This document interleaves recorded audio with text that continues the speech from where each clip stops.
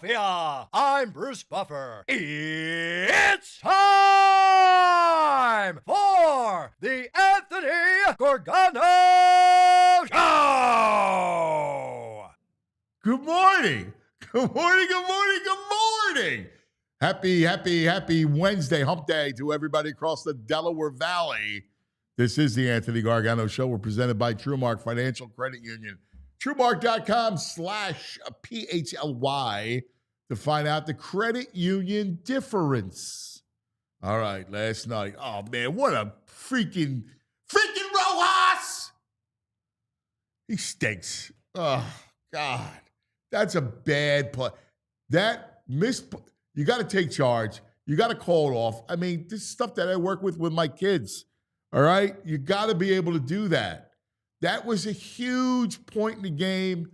It crushed Wheeler, and ultimately what happened, it kills Wheeler, and then you're stuck, right? You lose that game. Now you're looking at K1 tonight, which against Holmes. I don't like it. Don't like it. He pitched well in the first game against the Rockies. I don't know. This Braves team obviously is different. You know, you wanted to go down there. This is baseball, right? This is why you can't fear the Dodgers. Look, Dodgers lose yesterday to Washington again. They lost again to the Nats. This is baseball. Like, we get manic and freak out over games. Like, you just got to enjoy the ride. Like, you could grouse. Like, I'm grousing all morning about Rojas. And truthfully, the thing that is frustrating, and I understand, like, intellectually, what the plan was. So come deadline, you get the right-handed bat that you needed. But, man, it's rough. They need a right-handed bat in the worst way. Like, this lineup needs it. Because a couple things. One, you know what you are. You know what you got with Bone right now. He needs to be hitting down in the order. JT, your other right-handed bat, needs to be hitting down in the order. You need somebody that's got pop from the right side. I mean, they've needed that. And I understand waiting till the deadline, and I got the Kepler move, but it just still doesn't fit to me. And I know that there's not a lot of right-handed bats, I guess, that were available, but this lineup is a little out of whack. It's been out of whack. You can see it. That's a piece of it. The two worry spots are that right-handed bat and the bullpen. And you saw Kirkling last night. He had struggled with his control. You got Romano. That's an issue. So you got a couple things that you're going to have to work through. Now, again, none of it, it could all wait until the deadline intellectually, but when you're going through it and you're watching games like last night, if Rojas isn't going to be automatic, and I think he's regressed in the field, then he really has no business being on this team. Like, he's a waste on this squad. So we'll touch on Phillies, Braves, and then the ending of the seasons. Mercifully, the winter seasons are about to end. Even though the weather's not ending, it's freaking cold, but the winter sports season's about to close. This, mercifully, is the final week of the NBA. Oh, God. I had to do a double take. I'm like, this is the last week, right? I asked VG. He's like, yeah. You got 3 games left. You got at Washington tonight, Friday night at home against Atlanta, Sunday home against the Bulls. They just need to lose one of those games, and you're good. You get the 5 seed or a Brooklyn win. I don't know. I have to look at Brooklyn's schedule, but just lose one of the games, and you're good to go. You're in for the 5 seed, the 5 worst, right? And you're good. And we could start this situation. I can't call it a process. We could start this situation of the offseason and trying to figure out what the bleep to do. That's the big question with the Sixers is, what are you going to do? All right? Once you get that pick, and it's about the lottery, and then you got to figure out how do you come back and assemble this thing? Conversely, the Flyers, let's see. They got 5 games left. You got a week and a half left in the season. Tonight against the Rangers. Saturday, Islanders at home. Sunday at Ottawa. Tuesday, at home against Columbus. And then you end the season next Thursday at Buffalo. And it's over. And, I'll be honest with you. I've enjoyed the Flyers. Like, I've watched them inside out. Every time they play, I'm in. I just want to watch Michkov. So we'll see. Yeah, I think he had his shot at the Calder Saturday night, and he didn't pop. And I think that was so. He's probably not going to win unless he goes bananas over the last 5 games. I think it's probably done. But then we look for the draft, and all right, and that stage of rebuilding. This is where we're at. We're all about the drafts. The next, really, heading into the NBA draft in June, the next, 3 months, the rest of April, May, and June is about the NFL draft. It's about the NHL draft and the NBA draft. It takes us early in July. And that's kind of what our landscape's about. We're about the draft. And we're going to have you covered inside and out here on all PHLY with all of our draft coverage. We're putting together a lot of fun stuff for it. All right? So make sure we'll geek out. Drafts are fun. I love the drafts. Good morning, VG. What's up, Anthony? How are you? I'm a little cranky today. Why, Phillies cranky? Yeah, a little bit. You get cranky when they lose. A little bit. Winter coat to walk my dog in April. I couldn't find my belt. No belt. My pants feel weird. Livilla Orchards is lighting up fires in their fields to keep frost from happening. It's all weird right now. It's cold.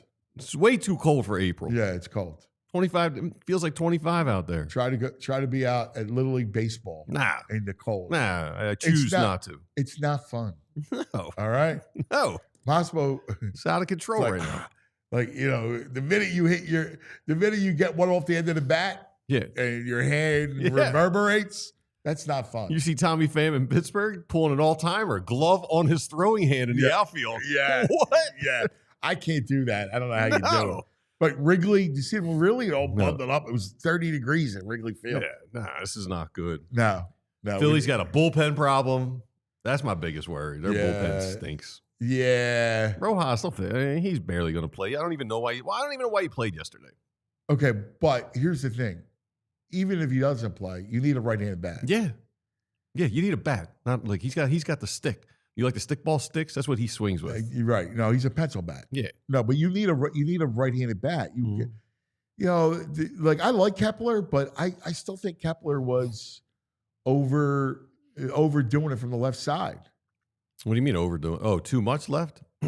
Well, I mean, his splits last year were really good against lefties. He hit like 273. I know. They were better. He hit better against lefties. But you and need a righties. right-handed power back. Yeah, of course. I mean, as much as you can go dive in numbers. Oh, he did it. It doesn't take into account when you're facing strong lefties. You don't really have a chance. I know. I understand that. But we've knew this whole time. I know. That's why I brought up intellectually. I get it. I'm more concerned with the bullpen. Wait till the deadline. I'm scared to death of this bullpen. Well, you need Romano to figure it out. I mean, Kerkering, I don't think he's ready yet to count on and all the way. I like Kerkering. I think he's got a bright future, but you're going to have to deal with some ups. You're going to have to deal with last night. I feel like he should be taking the step. He should be a high leverage guy at this point. I feel like last year he should have taken the step. This year he should be high leverage. So if he's a little shaky on high leverage, Romano stinks right now. Strom's effective. Why is it people say Romano? That's what he's saying. I know, but isn't it Romano? There's a whole discussion. T-Mac had a whole thing that Romano went to him and said, no, it's Romano. I don't know why. Yeah. Yeah, that's how he pronounces it, Romano. And I always say Romano because that's how I'm condemned. I see it. That's how everyone says it. That's how everyone says it, yeah. Except Lil Dicky. And that's why I say it's hard to say Romano. Yeah. I always mess it up. Yeah. Yeah, I have to write it down. I have man underlined on my little handy sheet. Romano. Yeah, and I always want to say Romano. Right. Ray Romano. I grew up at Romano Caterers. Exactly. Julietta. Romano Strombolis. Yeah, it's a Romano everywhere except this Right. guy. Maybe if he changed the pronunciation back to Romano, he'd start throwing the ball a little better. Yeah. It might He's be too worried about this pronunciation. Latin versus Italian thing. Is he Latin? I think so. Nah, but when I took Spanish and French, Spanish, Italian, they all pronounce their vowels the same. I know. So it should be the same. The Romance. A-E-O-U. Correct. Yeah. That's the Latin, the So it love makes no language. sense. The Romance language. Yeah. Tanner Banks stinks. Yeah. He stunk since they got him. I don't know why he's still here. You know, he stinks. Did they get a flamethrower like right before the season started with no control? Yes. Who is he and where is he? Let's throw him out there. He's Roberto Hernandez from Kansas City. Yeah, let's throw him on the hump. That's who they got. Yeah, I'm good. I mean, if we're really relying on Alvarez being our stud leverage guy, that's a problem. I love him. I love him. I mean, but it's a roller coaster. It is a roller coaster, but Yeah. you know, I mean, it's what you got. That's what you got. You know, Here's you like Strom. The problem is you need somebody from the right side who's good. Yeah. You know, And Bohm, dude, since the All-Star break, he's the one. He's had two. I so want him to do well, dude. Since the All-Star break, he's had 244 at bats. He's got 4 home runs. I mean, that plays out to like 10 for a year. dude. Do you know what it reminds me of? He's hitting 237 since the All-Star break. You know what that reminds? You know what it reminds me of? Mm-mm. That reminds me of Don Brown. Oh, The home run derby curse. Oh, that curse is real, man. I mean, do you remember? He looked great. Bohm looked great in the home run derby. Don Brown was, And he hasn't. Brown was an all-star. Go back to it was the same thing. Go back to the All-Star break. How many home runs? Right. Don Brown, power outage. But he was actually, wasn't he in the All-Star game? Yeah. He was our representative? Yeah. Yeah. But he was in the Derby, Yeah. and he hit like 50. I don't know, whatever it was. He did well in the Derby, Don Brown. Yeah. And then that was it. And Bo's got 1 extra base hit so far. I know. It's scary, dude. Got no power. Here's the problem. You got nobody from the right side other than Turner who should be hitting up top. And Nick. Yeah. That's it. JT's fine. And I love Nick. I think Nick is best suited as a 5-hole hitter. I like him in the 5. Like, I think if Schwarber's cleanup, God bless Schwarber. My God. Right? He's the greatest. Second furthest home run this year. Aaron Judge beat him and it's 468. Schwarber was 462. He is the great. How about him legging a triple? Yeah. The big fella. God bless you. Those contract years are pretty amazing. Yeah, they really are. Must be on some timeline. Oh, yeah, you got that right. But I look at him and I go, all right, if you look at the lineup, how the lineup should be, you're just missing that 3-hole hitter. Yeah. Total. And here's a problem too. I mean, they need a center fielder. And we think the deadline maybe is it. You know who else needs a center fielder? The Dodgers. Yeah. I do not want to be bidding with them for a right-handed center fielder. Well, and you know who the guy is who's off to a good start? Who? Come on. Who? Trout. Off to a good start. You see his Rojas moment last night? Yeah, I'll put that on. That guy's a little clueless in the outfield too. Forget about it. He's sick. He's hitting the ball. I do not want what is he, 47 right now at $42 million a year? I do not want that, dude. Yeah, forget the money. I'm not forgetting the money.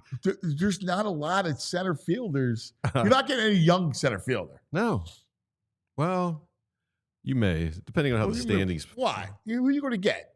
I don't know. You're not going to get any young, right? You're going to have to take a chance on an older guy and hope that he can swing the stick.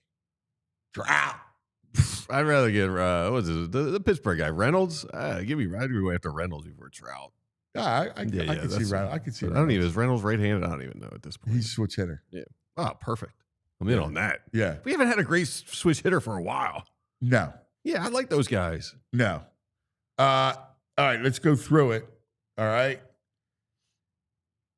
Sixers, 3 games left. The longest 3 games. They're still playing. I know. They just forfeit. It's funny. Every time they play at home, my buddy Vinny texted the group, who are these people that go to Sixer games? Every time. I'm like, dude, like they're giving away tickets. Are you going I down get there? it. It's families and people who can't normally afford to go. You go. Listen, I'm not going to begrudge someone to go down the game. You get the game for nothing. Yeah. You go down to the game and it's a night out. Yeah, they got so much. I got news for you. I would be down there if I didn't have baseball every night. They got so much activities and entertainment going on between plays and stuff. It's just a good night out for the kids. But that's the point. It's like you take the kids, you get, it's decent. Yeah. You get 4 tickets for $40 at this point. Like, who cares? You're in to watch whatever player load manages. Yes. Right? Yeah, I'm good with that. You got 3 games left. At Washington tonight, and then Friday against the Hawks, Sunday against the Bulls. Yeah, just lose one. Just lose them all. Well, whatever. But you get my point. You lose one. Yeah. Not that. They're a 1-point favorite tonight. Well, it's 2 stank squads. I mean, they're just stank squads. I mean, here's the thing. God bless the Grimes. Mm-hmm. The Grimes to me sits tonight. Yes.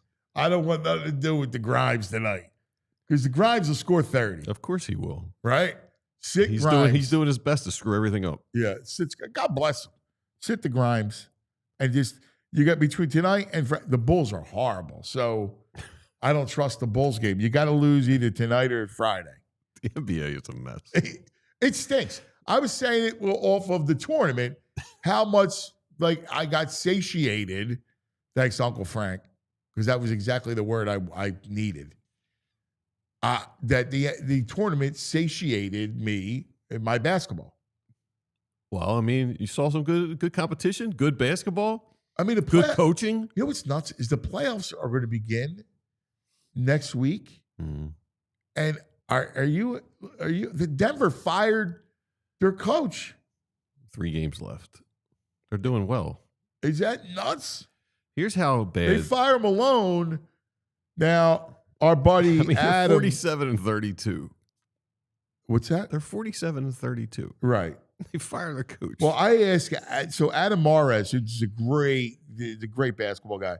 Adam is from our Denver sister network. And Adam, I asked Adam, I said, what are the Nuggets doing? He said, it's cleaning house. The vibes were lost. I saw mentions about that. But they go GM and coach. Well, because then I was talking to our man Derek, who's an agent, NBA agent, who knows all the dirt. And he said that Malone, the GM and the coach are tied at the hip. And that he lets Malone do whatever he wants. Okay. So that's why the GM had to go too. I'm so really checked out on it all. And I'll tell you, this is how bad the NBA is. So you had no idea. The NBA is gummy proof. I can watch almost anything on a gummy, and it's interesting. I can't watch the NBA right now, and it's the truth. I can watch Desperate Housewives, and I'm intrigued. I can watch anything. I can't watch. Yeah, you watch your Love is Blind, Naked Island. Yeah, whatever. I can't watch an NBA game right now. Yeah, no matter what. There's no recreational drugs. I don't even know if they're going to make the NBA interesting at this point. And that's bad. Well, you know what's interesting is Denver. And this is the irony, right, of why it matters to us. Denver says the vibes are lost, fires its coach and GM, and the Sixers coach and GM still live. They re-up. Yeah, they're still here. They're not gone. I mean, Nurse, I don't know. Maybe he goes somewhere. Morey, the word is from people, I haven't seen every report is Morey staying around. A lot of money. A lot of money. And you're talking about, there's not a lot of money for a guy who's like on the 100 most wealthy people in the country. Yeah. I mean, come on. It's not a lot of money. Yeah. Yeah. No, I feel you on all this stuff. Now, Flyers tonight. Yeah. They're in the Rangers. Now, the Flyers got 5 left. And they're back in the 4 spot. I think that's the best they can do. Yeah. Point-wise, there's so much difference. I don't know about between you, but I'm not rooting for them to lose. I'm not really in there. I mean, wherever they fall, they fall. Maybe it's because, I don't really know. Well, we've dove in a little bit with the prospects, but I mean, that's harder than baseball. The thing is, unless there's like Celebrini, there doesn't seem to be right. Maybe there's a 1 or 2, and then after that, I've looked at a bunch of mocks. There's a bunch of centers, but there doesn't seem to be a lot of separate spot. So, yeah, I can see your point. And I listen. I love him, and I just watch him. I love Mitzkov. Yeah, I do. I freaking like. He's my favorite player in the city. Besides non-Eagle. Oh, they had no Phils? Well, yeah. This is a Wheeler, second favorite? No, I can't say that. I get what you're saying, though. He's Wheeler, super likable. He's Bryce, fun. Wheeler, Bryce. Well, he's everything we wanted, like the sniper assassin mentality. I just love the killer. kid. Yeah. I mean, I guess I lumped him in with the Sixers. I love watching Mitzkov. It's like, all right. And you know what's funny? You know, I was watching Lynch Vegas last night. All right. And, you know. Was it in Vegas or? It was in Colorado. Okay. And it was a great game. It's two Titans in the West, right? Vegas up 2-0. Colorado comes back. Then they go to overtime. And, you know, I just like to watch McKinnon, right? Because McKinnon's ridiculous. Him and Caleb McCarr, they're ridiculous. So Kel McCarr and McKinnon are just so much fun to watch. So I'm watching them. And I feel the same way about Mitzkov. Like, I can't wait until he's on the ice. Exactly. Like, every show, I'm going, all right, go through the lines to get Mitzkov back on the ice. Anytime there's a penalty, it's like, yes, let me watch him because he's going to go to power play. Yeah. You just see him. He's just out there cruising. I don't know. We've talked about it. He's just always thinking. He's out there just looking for the holes and the weaknesses. He's always plotting and scheming, and he's got this attitude. Yeah, it's just killer attitude. He's a killer. He's tough, man. Yeah. He's not, you know, that's the thing. Like, he's not a pansy, man. He's a Russian sniper. Yeah, I love the kid, man. I love his attitude. Yeah, he's all right, man. All right, we got lots to get to, all kinds of stuff today. It's Wednesday, Murph Day. So we're joined by our buddy David Murphy from the Inquirer, new dad. We're living his newborn with David. So we'll talk to Murph coming up. And then the brain. We start the challenge today. You have your selections? I got two. I want to do one Masters. So I got my field for the Masters. I got to pick who I want to zero in on one person. All right. Yeah. All right. Matty Gelb from The Athletic. Nice. The Talk Fightings. And then we're going to do a little master stuff with the bro. Good.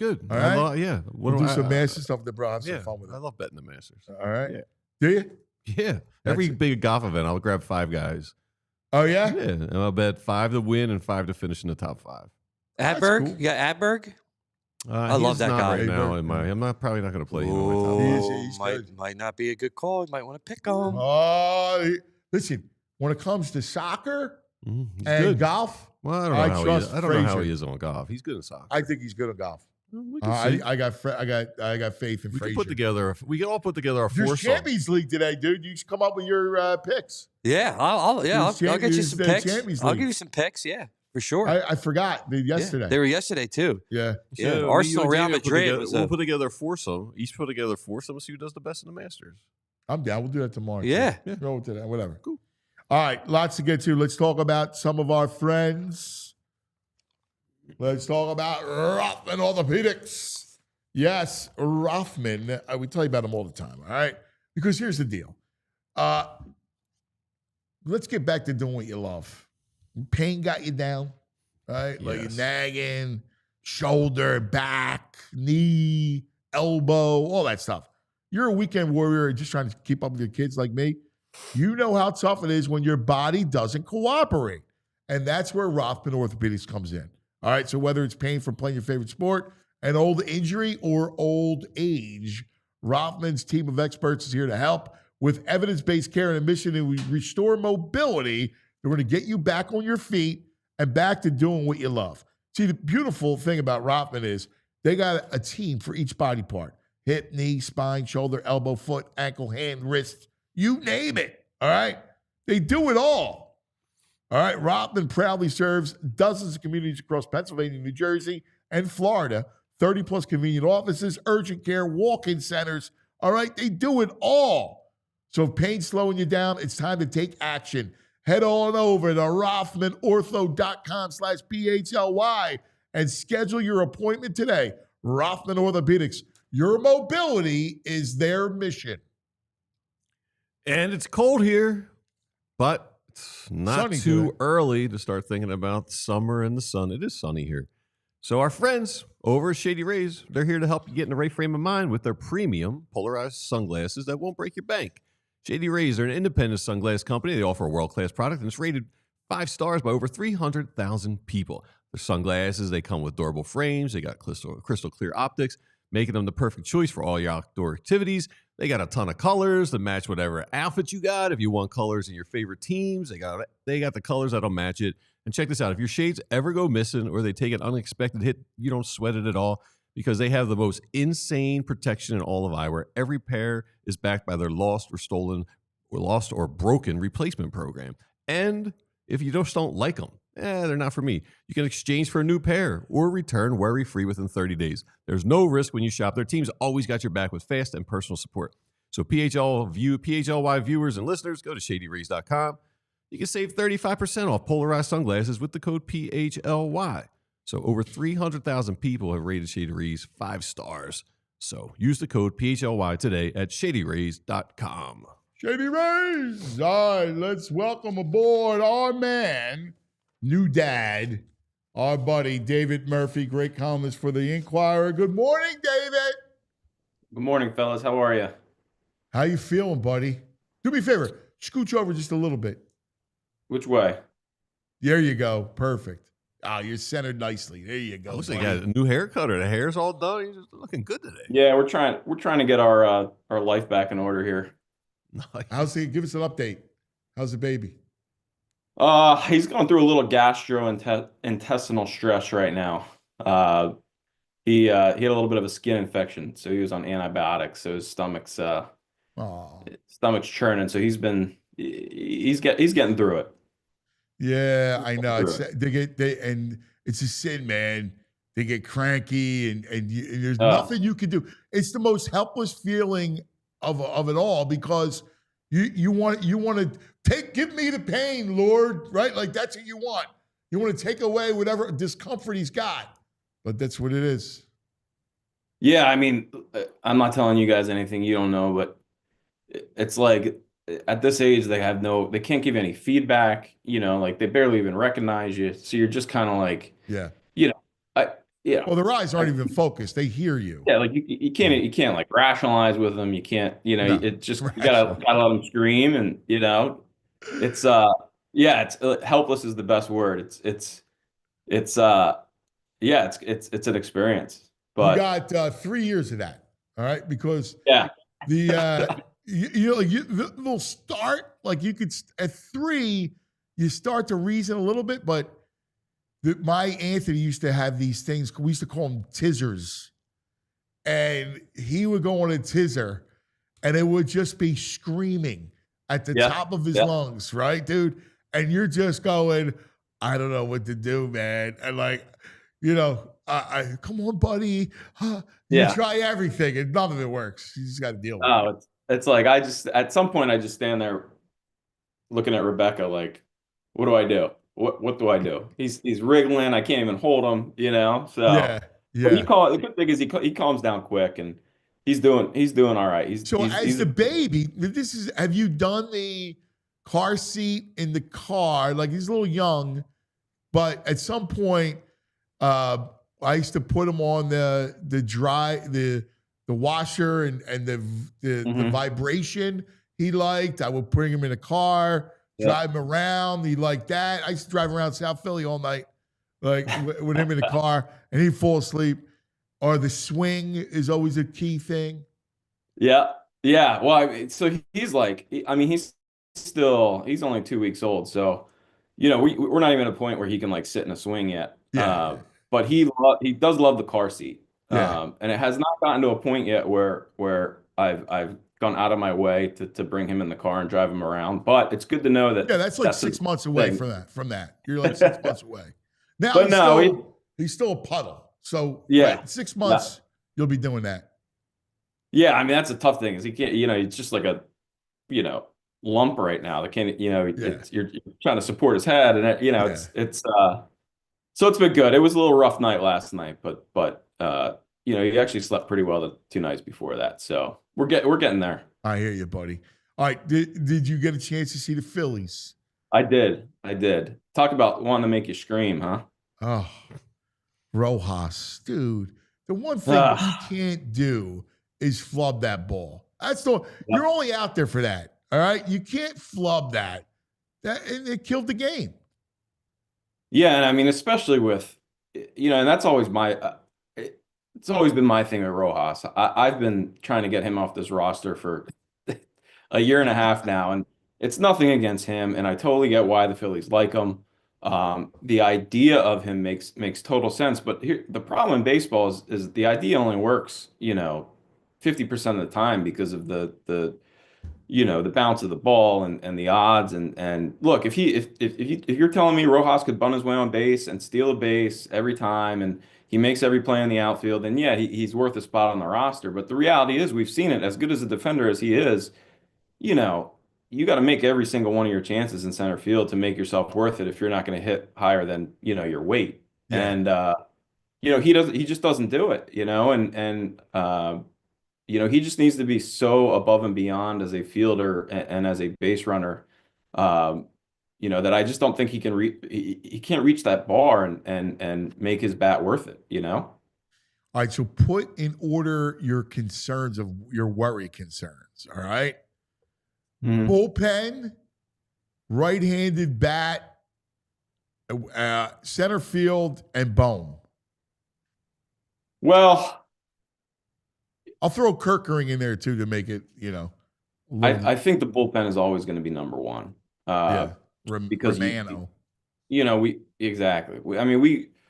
We're having this conversation at this time every year, where you spend spring training talking yourself into believing this Phillies bullpen, and then all of a sudden you realize, it's the same bullpen you've had for, 4 or 5 years. It's just the names are different. Jordan Romano, it feels like they've signed that guy every year for the last decade, hoping, whether it was Pat Neshek or, anytime you're hoping for a bounce back season from a reliever, you're almost never going to get it, and Alvarado maybe proving that a little bit wrong this year. But yeah, the bullpen is by far the number one concern, especially, when you look at the rotation, because when you look at the way this team is constructed, they can win a lot of games if Jesus Luzardo is who he's been, if Ranger Suarez comes back. They could, and Wheeler continues to be who he is. They can win a ton of games if they just pitch. And the big piece of that formula right now that is the unknown is the bullpen. And to your point, I think Kirkering is look, I've been a big Kirkering supporter, hype man ever since that first night that he came up a couple of years ago. But look, I've said this since that night. You got to be able to lean on your fastball if you're going to be a high leverage reliever, and he just doesn't do it yet. And he's got life on it.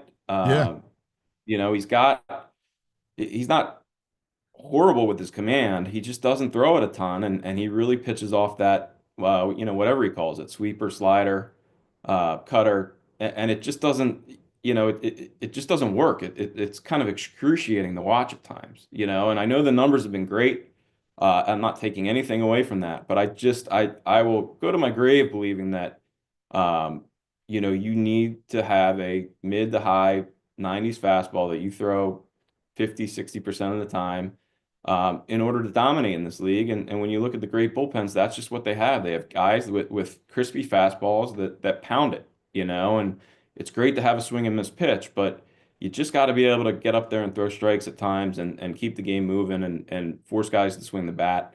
And that's my one, qualm with Kirkering. And again, he has not been bad at all. His numbers last year down the stretch were great. Everyone's gonna have bad nights. But I just don't see him making that transition right now into that. Right now you got Strom and you got Alvarado as the two guys that you kind of believe in this bullpen, and I don't know that Kirkering rises to that level yet. I know. It's like you miss Hoffman in that spot, man, because Hoffman was the one and Kirkering was the 1B, right? If one's the 1A and he's the 1B, and it kind of fit. All right, what about, let's look at Bohm. Yeah. Bohm's struggles, which I root for that kid. I do. I like Bohm. I'm with you. I'm with you, and I think I think the optimistic take, would be that you're asking Bone to be something that he's just not, and I think if you look at this lineup, that's the one big critique with this lineup, where you can argue that Harper and Schwarber are really the only guys that are hitting at their appropriate slot, where everybody else is trying to kind of Peter Principle it and hit one notch higher than they're built for. Like Real Muto is not a 6-hole hitter anymore. He's on a great team, on a Dodgers level team, he's a 7 or 8 hole hitter, 8 or 9 hole hitter even. A guy who still can give you a professional at bat and run into one and get you a big hit, but who just isn't. To me, if you're hitting in the top 2/3 of the lineup, you got to be a well above average hitter in this day and age in order to really, uh, you know, belong at the level of the Dodgers or some of these other great lineups. And the Phillies just aren't there yet. They've got two guys that they kind of live off of in Harper and Schwarber, and everybody else is just, not where they belong. I mean, Bohm, again, I think he's a 7-hole hitter. Like, that's who he is right now. That's who he's always been. I don't think what we're seeing right now is anything different than what he's been. And that was always the big argument for thinking big with that left field spot that they filled with Kepler, where you had an opening. I had thrown out the idea of going after like an Anthony Santander. He would be imperfect, but he was kind of the best of the bunch in the corner outfields. But what you're really looking at to me is, what this offseason showed me was just how kind of bad that Castellanos contract was. I mean, you've got Alonso signing for 2 years and $54 million. You've got Teoscar Hernandez signing for 3 years and what, 65, 70 million. Meanwhile, 3 years ago, 3 years ago of salary inflation, Nick Castellanos is signing a 5-year, $100 million contract or whatever it was. And, that's just been killing them. And it's also killing them that Harper's now penciled in at first base, where, imagine if you add Pete Alonso to this lineup and he's at first base and Alonso's in left field. I mean, your lineup looks completely different. And I honestly, I think the Alonso thing and the Hernandez thing are the best kind of ways to sum up what I'm saying, is that those guys are your 4 or 5 hole hitters right there. They are legitimate power bats that would really, between Schwarber and Harper, would give you just an impressive kind of 3-4-5, 2-3-4, however you want to look at it. But they don't have that, and everybody else is just being asked to kind of hit above their ski, hit over their ski. I agree. Castellanos is a 5-hole hitter. I mean, he's not a 3. He's not a 4. I would say he's not even a 5-hole hitter. I would say he's, given his inconsistency, I mean, he's like your 7-hole hitter, where he's like your Pedro Feliz kind of like, streaky guy who you don't need. Yeah, I mean, your 5-hole hitter to me needs to be like a Hernandez, who's like a legitimate 30, 40 home run guy. I don't disagree. I'm just looking at, like, because they have him at 3, 4. I'm like, Oh yeah, you can't. He's just way too inconsistent, and has way too many holes in his swing to be up there. And that's, look, I think that 08 team, everyone's tired of hearing us old guys talk about it, but I think they're, if you look at that as the archetype, you had Utley, you had Worth, you had Howard. And those 3 guys, would just punish you. And they're that to me is a much better heart of the order than what they're looking at now, simply because they don't have that third guy. I know. Now, and here's the problem. You look around baseball, and there's really not a lot of guys out there like that. No, and it's, look, they're still behind the 8 ball from, they're still making up for their kind of lost decade of prospect development. I think this current crop, Justin Crawford, Ada Miller, and then some of these lesser guys, Otto Kemp's really raking down at AAA right now, Rincones. I mean, they've got their minor league system is in much better shape. Rob Thompson actually said it when I was down there. This spring, this is the best crop of prospects that they've had since he's been there. But look, you got to develop them from within at some point. You look at the Dodgers, they spend a lot. They Mookie Betts, Ohtani, Hernandez, but they also develop guys, Seager, Bellinger, Will Smith, they have guys that come up and produce from the system that kind of take the heat off some of these other guys. And right now, Bowman Stop just aren't at that level right now. And when's the last homegrown legit power bat that they have found? Howard, I think. Yeah. You know, unless you want to count Michael Franco's spring training. Right. I mean, think about it. You got Ryan Howard, who they didn't even realize it until he was late, right? Until he was 28. You got Burrell to some extent, and that's it. Derek Hall. Yeah, I mean, not the great alternate history. I've always said the great tragedy of that era was that they did not start spending money early enough. Yeah. Where you had 06, 07, 08, you had, this once in a generation, unique, one of the best probably homegrown props of hitting prospects, and along with Hamels in kind of recent Major League history. And they just didn't, they trade for Halladay, but they sign Halladay, trade for Halladay, but trade Cliff Lee.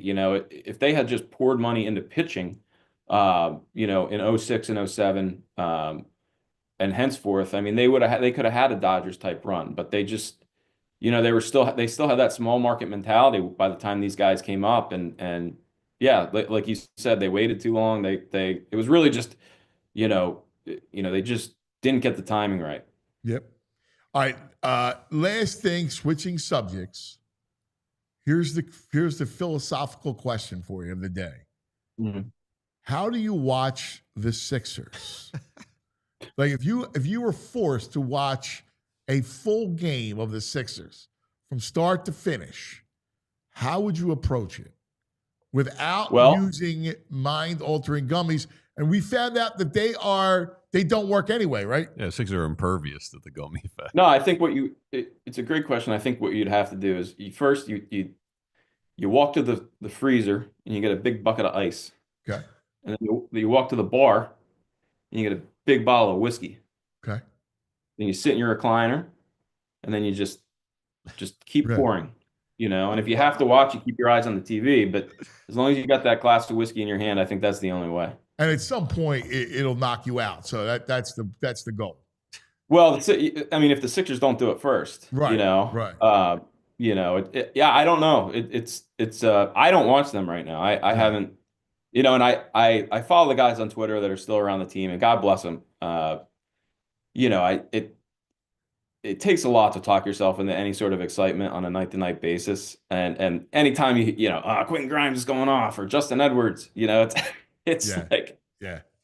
I mean, they're trying their best. This is a tough team to cover in a time like this. But anybody who's talking themselves into gleaning anything out of these nightly, it's like the Michael Carter Williams thing. Someone's going to score the points, and you just can't get anything out of it. Like, someone's going to have 20 points. That's just how the NBA shot distributions go. And, we can't really get anything out of the fact that Quentin Grimes or Justin Edwards or anybody else is doing it right now. You just got to get to the offseason and figure out what the heck is going on with Paul George and Joel Embiid.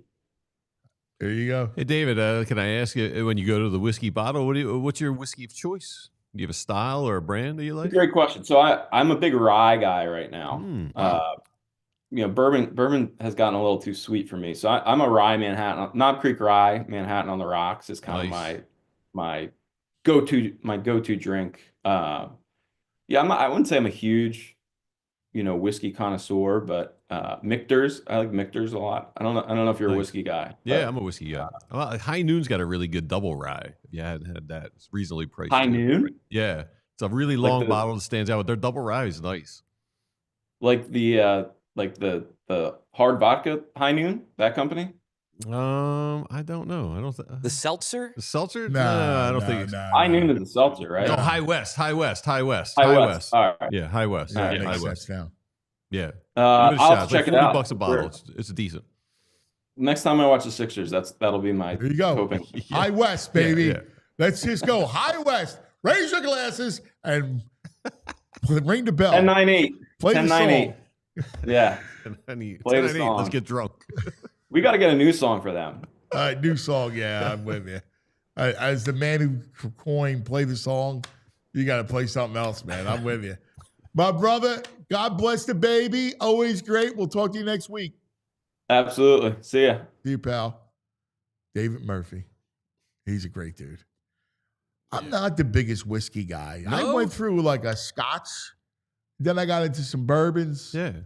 Yeah, I'm out on whiskey. I like the clear. I'm a clear like you. Yeah. Gin, tequila. Yeah, I'm out on those. Yeah, I love my gin. Like I can drink the gin every day. Tequila. I like the tequila. I love tequila. Yeah, me too. And vodka. No vodka, but I'm a gin tequila guy. Give me a good gin. Yeah. Yeah. Yeah. Yeah, you're out. The juniper taste. Love it. Ugh. Christmas trees. A little smoke. It tastes No, like it's not juniper. Pine. like no. Yeah, it's like a Christmas tree. yeah, it tastes like a Christmas tree. Gin? Gin. Yeah. Yeah. I don't know. My grandfather drank Tanqueray all the time. Tanqueray oh Chang, man, baby. yeah, he loved Yeah, it. I'm a Bombay Sapphire man. There you go. I'm a Sapphire. Or Hendrix. Yeah. Yeah. The Brits make good gin. That's what I hear. Yeah. They got the beef eaters. No, right? I don't do beef. You don't do beef eater? No. And then there's a Sicilian. Sicilian gin? Yes. That I freaking love. It's Amalfi. All right. All right. All And right. it's it comes a little flavor like the Sicilian lemon. Okay. Ooh. Strong. We're entering in gin season. Is it? It's Spring, gin summer, Yeah. gin Strawberries and season. gin. Yeah. Yeah, that's my There favorite. you go. Yeah. Yeah. Just give me some Tequila? whiskey. Whiskey on the Oh rocks. yeah. You know, too heavy, the brown. Mm. All right. Now we start the battle royal. All right. Yes. Now we said it's going to be Brain versus the Trash Man. You're going to get 1,000 fuzzles to start. Yep. Every day you're going to make 3 plays. Yeah. All right. Mm-hmm. Here he is. The Brain. Brain. Red, the brain finder. Good morning, Brain. How are you, buddy? What's your spirit of choice? You know, it's interesting. When I was younger, I used to drink like Jack Daniels, like religiously. It was Jack. Always whiskey, 100% of the time. Probably until I was about, I'd say 30. And then I kind of made a gradual switch more towards the vodkas of the world and making drinks mixed where, you know, whatever I want to do with vodka based. I like vodka. I like whiskey. I'd say the only one I really don't care for, and I never acquired the taste for beer, never acquired the taste for coffee, never acquired the taste for tequila. I don't like tequila. I like rum also. Not a I margarita? know. Don't like those. I You know. don't do I a told you I'm a weirdo. margarita? Come I on, know. Brad. Even I do margaritas. I admit it, man. It's weak. 1942, the tequila. It's in a bottle. It's like a whiskey. Sip it. It's weak. I admit it. I just don't. You know what's funny? You don't I like never beer? Don't like beer. Next year, there's one more, and I'm like, oh my god, what's the one? It used to. Oh my god, when I'd smell it, it would make me like literally gag. Oh my god, what's Chivas Regal? What is that? Scotch. Scotch. I literally cannot get down. Like I actually can't even. Okay. Well, if you like whiskey, I can't get it down. Scotch is just a different kind of whiskey. Whiskey I like. So Scotch, that's Scotch is maybe I just whiskey. had the wrong. Maybe I had the wrong kind of it. I don't know, but like the smell of it or something. Well, I yeah, don't know. there's the heavy peat Scotch, which smells a certain way, which is different than. Maybe that's They're what it not was. I don't know. peaty. Maybe I got to give it another chance, but I like vodka. No I like coffee. whiskey. You don't like coffee? No. No, I don't. I never acquired the taste for it. I'm the only That's one I know wild. that could say this. That's I agree. amazing. I agree. This But was what like do you winning like do? 100-to-1 parlay. Like some of the great pleasures, like you get up and you're crunching your numbers and handicapping early in the morning. Like I do that with writing, right? So Yeah, of course. I write my stories and I love it. It's peaceful. It's 4 Of a.m. course. The house is quiet. My dog's sleeping at my feet. I'm downstairs and I write. I make a big 7-shot cup of coffee, espresso, and I love it. Hot. Nothing in it, black, right? And I love it. I get my word. What do you have when you have your handicap session? What are you drinking?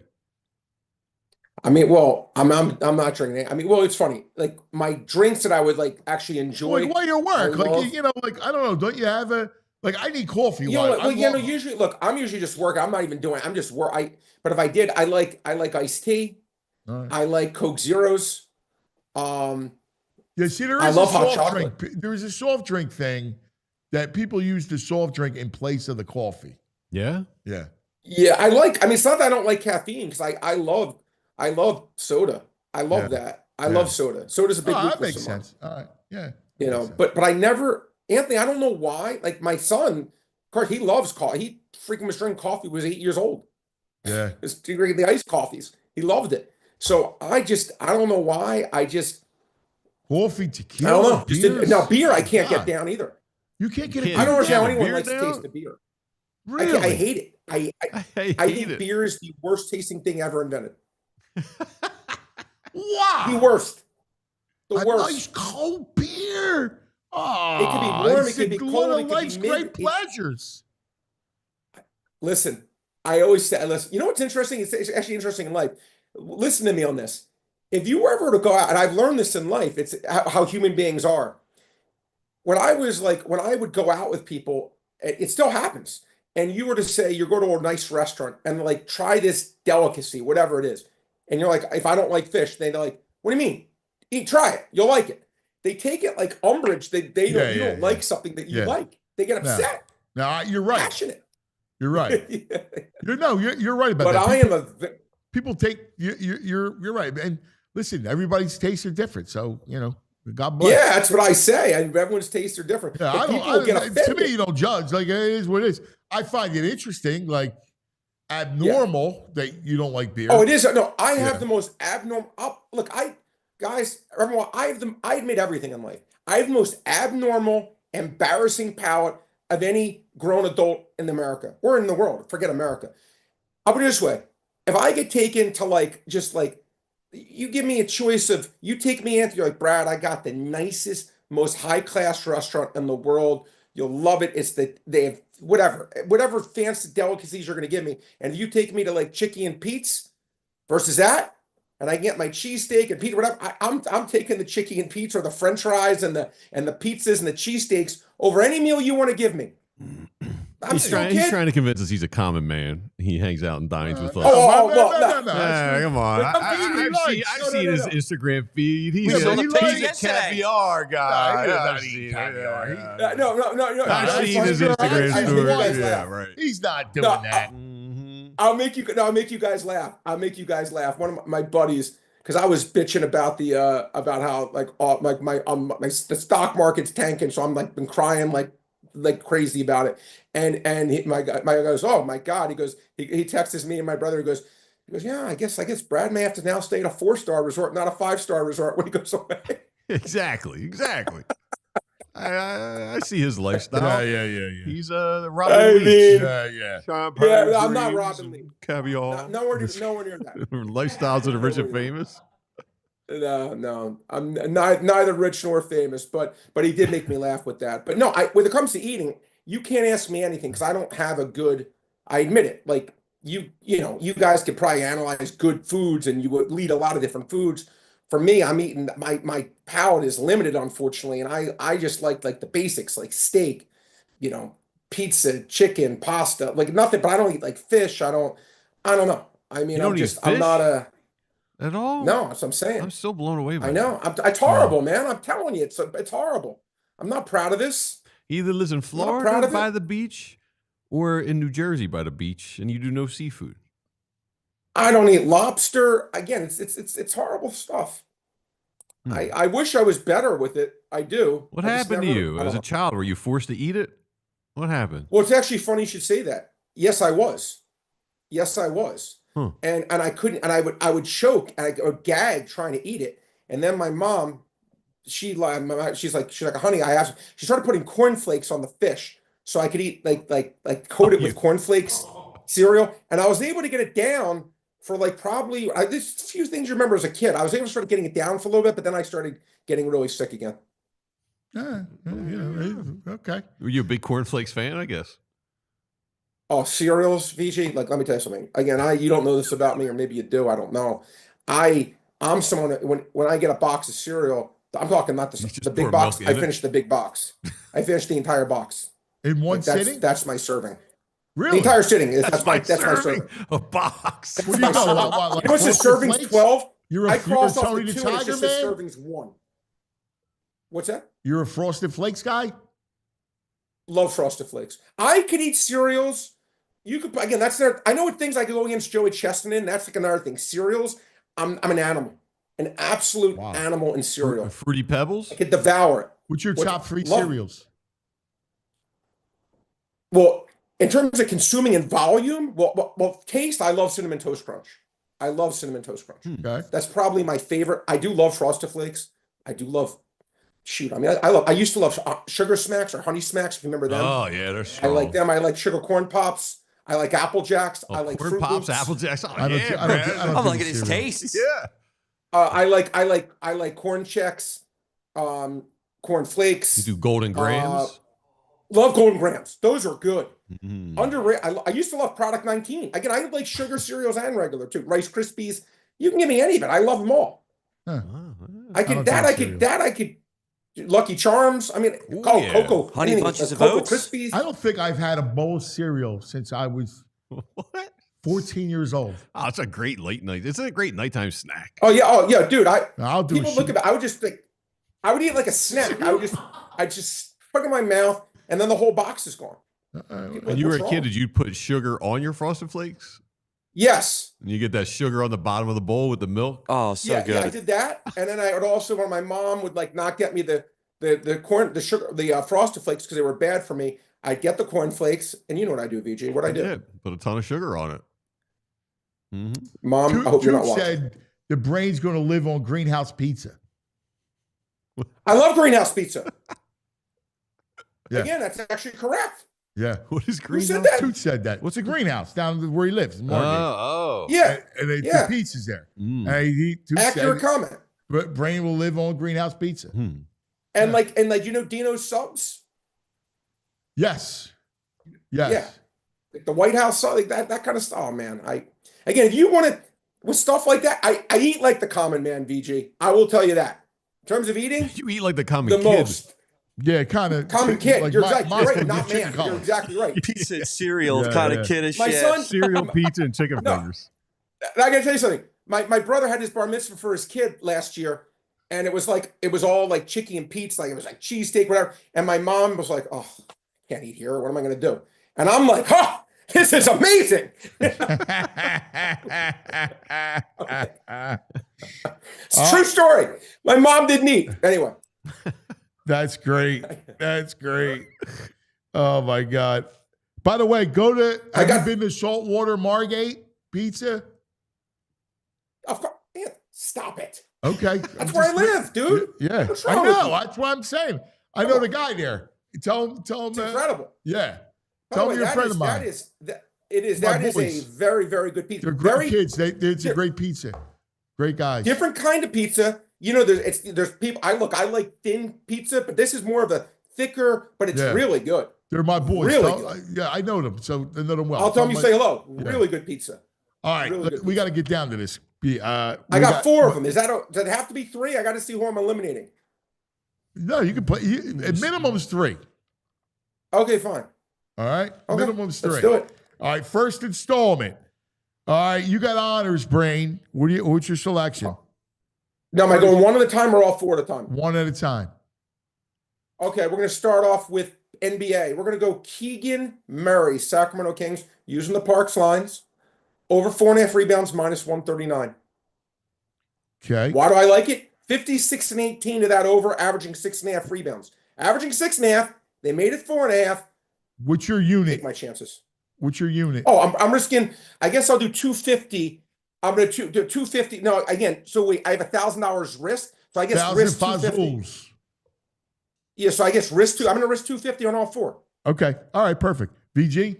I'm going to take the A's minus 118 versus the Padres. All right. So put 300 Fazools on that. 300 Fazools. All right. Brain. Selection number 2. Next, we're going to go next NBA. We're going to go PJ Washington's last 19 games, averaging 18 points. They made it 14.5. I'm going to lay minus 121 on the Park site. PJ Washington, Dallas Mavericks over 14.5 points. All right. VG. Red Sox Minus 125. Bo Sox minus 125. 300. I did play VJ. I will tell you this. I did play Boston today. Well, you love Tanner Houck. Yeah, you're a Houck. I do. I played him on the 5-inning line, but I did actually play that. That was actually on my list of things. That was the one that just missed the card. All right. What else? I'm going to give you 2 baseball. Jack Flaherty, 16.5 outs, minus 110. He's 25-10 to that. His last 35 games. I'm going to go Flaherty. He's 2-0 this year. I'm going to go Flaherty over 16.5 outs, minus $1.10. All right. Is my third play. Again, risking 250, I guess, to win whatever it be, 225. Orioles plus 110. The O's plus 110. For 300. All right. And your last pick? One more from me, brother. Eric Fetty, St. Louis Cardinals, 20-10 his last 30 over 15.5 outs, going against the not so mighty Pittsburgh Pirates, taking over 15.5 outs. Eric Fetty, probably my favorite bet of the I almost took the Buccos today. Fetty over 15.5 outs. And that's minus $1.24. All right. Here it is. Here's the first installment. Hold on, I got one more. Oh, you got one more? Yeah. You went 3-3-3. Oh, VG, I got $100 to play, 100 fuzzles to play around. All right, what do you got? Parlay, baby. Akshay Bhatia, the Masters, 10-1 to finish in the top 5. Okay, so. Oh man, this could hurt me. This could hurt me. Akshay.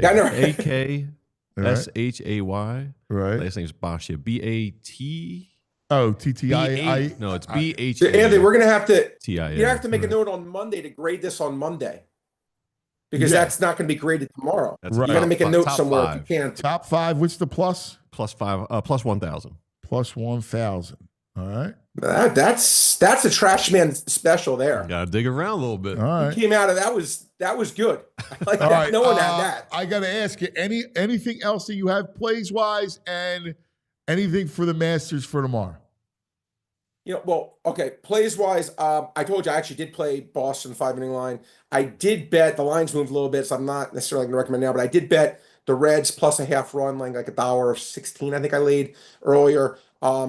Nick Martinez against Justin Verlander. I think it's a 50-50, literally 50-50 game. Taking a half run. I think that it's going to be low scoring. Reds can't score, but I do think they get there plus a half run. On the Masters, listen, the most predictable tournament in the world every year is the Masters. What I mean by that is guys who play well usually play well every single year.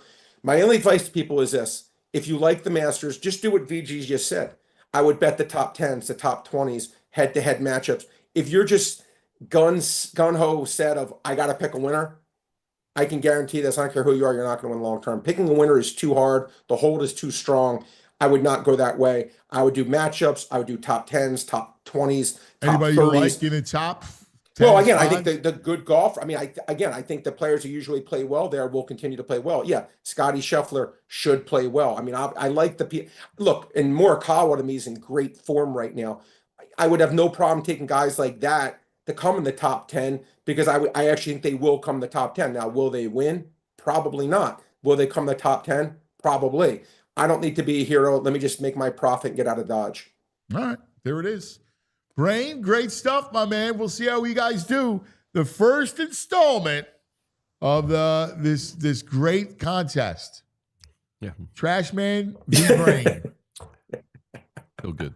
Feel good? Yeah. Wait, listen. Look at yourself. If I lose, maybe Anthony, if I lose, I got to drink some scotch on air, right? Or I drink a beer on air. I like it because I took his Bo Sox, I took his A's, and he hates the O's, so he doesn't handicap them objectively. He's anti-Orioles. All right, if you lose, here's what you're going to do. Do I have to drink a beer? Yeah, here's what you're going to here's what you got to do. Yes. Bong a beer. No, here's what you got to do. Oh, you're that I come in here, all right? I'm going to set up for you a shot of tequila, a beer, and a cup of coffee, and some tuna tartare. To what you got those three things that you're gonna have to do. All right, all three. Yes, we're gonna line them up. Bing, bing. You would see me, but we'll treat you to pizza and cheesesteaks. All right, but you got to drink those three. Oh, well, that made me feel better. All right. And what about you? Right, what you got to do? If you lose, I don't know. What's his biggest fear? Dying. What's his biggest fear? What's Please that? don't get him started. He's neurotic. I got a list of fears. He's got more That fears. George Costanza like? He's got more fears than everything. I don't eat veal. I don't know. I'll eat We'll veal. think of something. You got to eat veal parmesan. Well, that's like him saying he's got to do a shot of whiskey. I mean, I had 2 shots of whiskey this morning. It's no big deal. Actually, I know what he has to do. All right? You ready? You have to fly, but you're going to have to fly him down. All right? He's going to be your butler for the weekend. He'll drive you and your wife. Like, he'll clean the house, answer your door. He's got to wear a suit, and he's got to be your butler. You're crazy. He has to spend a minute and a half doing shots. I got to spend a weekend doing something. Get out of here. Nah, I do not agree to these butler terms. bet. Nah, I don't agree to these terms. You agree to that? You agree? Well, it's funny. VG's right. You would think I'm getting the far better of the stick, but right now in my head, I'm just like, oh my God, how would I drink a shot of tequila? I don't think I could do it. And then drinking a beer, I think I'd be dead. No, he would be the butler. I love him as the butler. All right, you're butler. Yeah, well, he's got to do your laundry. The butler in this house. I'll come down to Margate and I'll cook you some fried chicken. All right, we'll figure it out. You like fried you'll be the butler in Margate. All right. All right, Brain. Good all stuff. right, brother. Top Appreciate you to guys. you. Be good. Bye. Brain brought to us by the Bet Park Sportsbook online casino app. That's right. The Sportsbook app has you covered. Now, you can't get there. Listen, don't fret. You get the app is the best. But, sometimes you want some entertainment beyond just sports. And that's why Parks Casino is our casino of choice. They have it all: action, headline entertainment, excitement, thousands of hot online slots, state-of-the-art sportsbook, beautiful poker room, an all-weather beer garden, and a collection of award-winning restaurants. Parks Casino, this is how you win. Pennsylvania's #1 casino. Tickets on sale now for these headliners. Friday night, the Isley Brothers. Oh, this old heart of mine's been broke 1,000 times. Each time you break away. All right. April 24th, live. Ooh. Lightning crashes and old woman cries. The April 26th, comedian Gary Owen. May 22nd, comedian Robert Kelly. May 30th, country artist Ashley McBride. Never wanted to be that girl. May 16th, Larry the Cable Guy. Get her done. June 6th, Taj Mahal and Keb Mo. Oh, man, I don't have anything with Taj Mahal. But No? they're a good act. Taj Mahal is worth seeing. June 14th, Clutch in concert. Oh, yeah. Bang, bang, bang, bang. Vamonos, vamonos. July 30th, Gary Clark Jr. Go ahead, man. You do the lead on that one. What are you talking about? Here comes old flap top. Hey, he come moving on slowly. He got mojo eyeballs. July 18th, KC the Sunshine Band. Yeah. That's the way. I like it. September 6th, UB40. Ooh, red Wine. Written by Neil Diamond. Don't forget dinner and drinks before the show. Liberty Bell Gastropub, Beer Garden, Parks Grill Steakhouse, Bamboo Noodle House, Chickies and Pete's, ParksCasino.com to buy tickets for all shows. Parks Casino, this is how you win. You got to be 21. If you have a gambling problem, please call 1-800-GAMBLER. Now, this portion of the program is brought to you by Rite Aid, RiteAid.com for the store and pharmacy nearest you. Cannot wait to talk to our next guest. He does an amazing job covering the Phillies, all right, for The Athletic. He is unbelievable. I love him. Matt Gelb joins us. Oh, what's up, kid? It's really cold in Atlanta. I'm not used to coming to Atlanta when it's like 41 degrees. I'm not going to lie. Is it really? Is that cold down there? Damn. Wow. I'd love to have 41 right now. Did you go out last night after the game? Any buckhead action? No. You know what's rough is that, and I get it, the Braves say they have to start these games later because of traffic, because there's no parking, etc. But you really feel it, right? Because the Phillies home games are at 6:45, Braves home game starts at 7:15. That extra half hour, man, that you really feel that. I got to ask you, because when I was on the beat, I was out every night, Like I truly went out every night. Like, oh, I mean, I can't tell you that I don't think I shut it down maybe once or twice a season. Do you guys still do that or no? I mean, I not as much as I used to. Yeah. I mean, I started feeling it. I mean, how old were you when you last covered? You know, when Well, you that's were the on a point. Well, you nailed it because I only did 3 years on the beat, and then I started doing GA and takeouts, right? So, I mean, it's not fair. I was in prime 25 years old out every night. So, but those dudes. I used to be that way. I used to work with a guy. He worked for one of the Gannett paper. His name was Kit Steer. Kit Steer. Yeah, he was Solid awesome. I name. love this guy, right? Him and Eddie, oh God, from The Fan, Eddie Coleman, who was the best. Yeah. Remember Eddie C? Yeah, he's still around. Eddie, I love Eddie. When you see, you gotta let me know if he's still around, like when he comes around. We would be out every night. Like these dudes, and they were way older than me, right? And these guys, man, I remember saying, yeah, I'm going to shut it down. They're like, shut it down. What's the matter with you? Like, they would shame me. And they were like in their 40s and 50s. These dudes, crazy. There are certain cities we go to still where it's like when you're there, you know, you want to go out and see different things. And Chicago. try different spots. Chicago. Anywhere on the West Coast. San Diego, San Francisco, LA. Yeah. You used to be Montreal. You missed out on that one. That was nice. I miss Montreal. I know. I hear about it all the time from Jim Salisbury. He says it's the best road city there was in Major League Baseball. I'm a Toronto man. I love Toronto. Great city. Seattle, great city. Trying to think of the American League. The American League. What the ones that you hate? Do you agree with me? Cincinnati, St. Louis, Cleveland. I mean, St. Louis is 30 out of 30 in the majors right now. It's just a rough downtown. And I get it. Like there's more to see outside the city. But when I'm evaluating the city, you know, I'm going in for 3 days and I'm like, what's around the ballpark? What's the downtown like? And the Phillies, it's funny because the Phillies are there this weekend. And actually the Frozen Four is there also this weekend. Oh, cool. So there's gonna be a lot of people. Penn State is there, right there in the Frozen Four. I don't know very much about college hockey, so I apologize if I'm offending anyone. But that's awesome. No, so the Phillies are there this weekend too. So there will be people there this weekend downtown St. Louis, which is I think a rare thing, honestly. Yeah, no, that's right.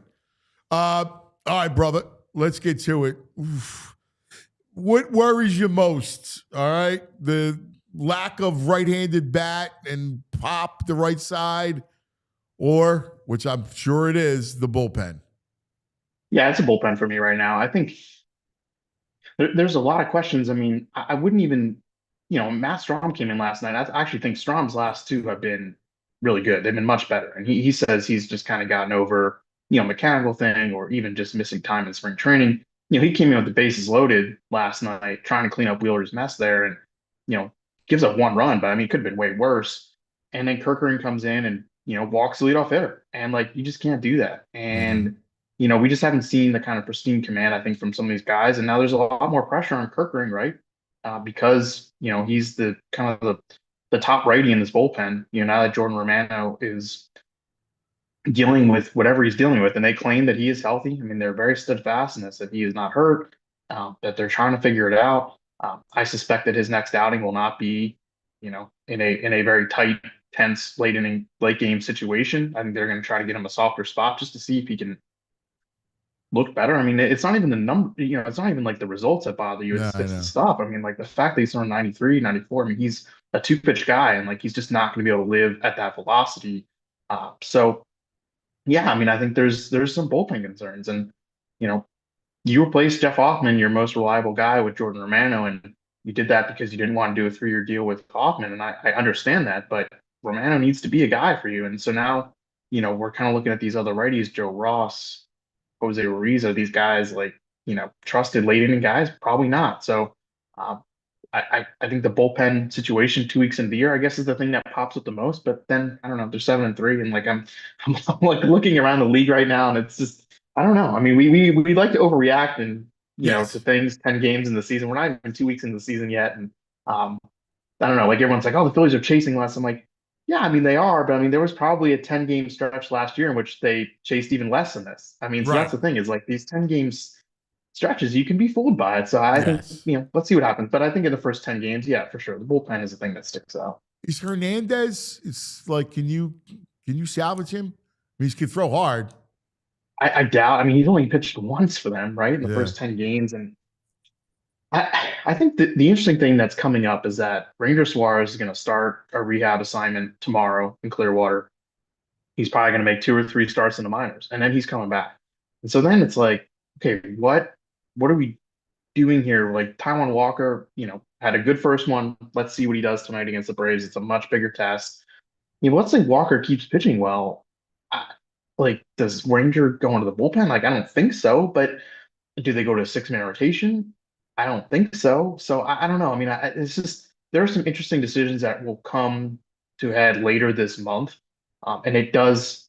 While it's about the rotation, it's also about the bullpen too. So, they need to figure some things out. And like all this said, like they're 7-3, and honestly, like if Johan Rojas catches that ball last night, I'm pretty sure the Phillies win that game. Yeah, without a doubt, if he does that.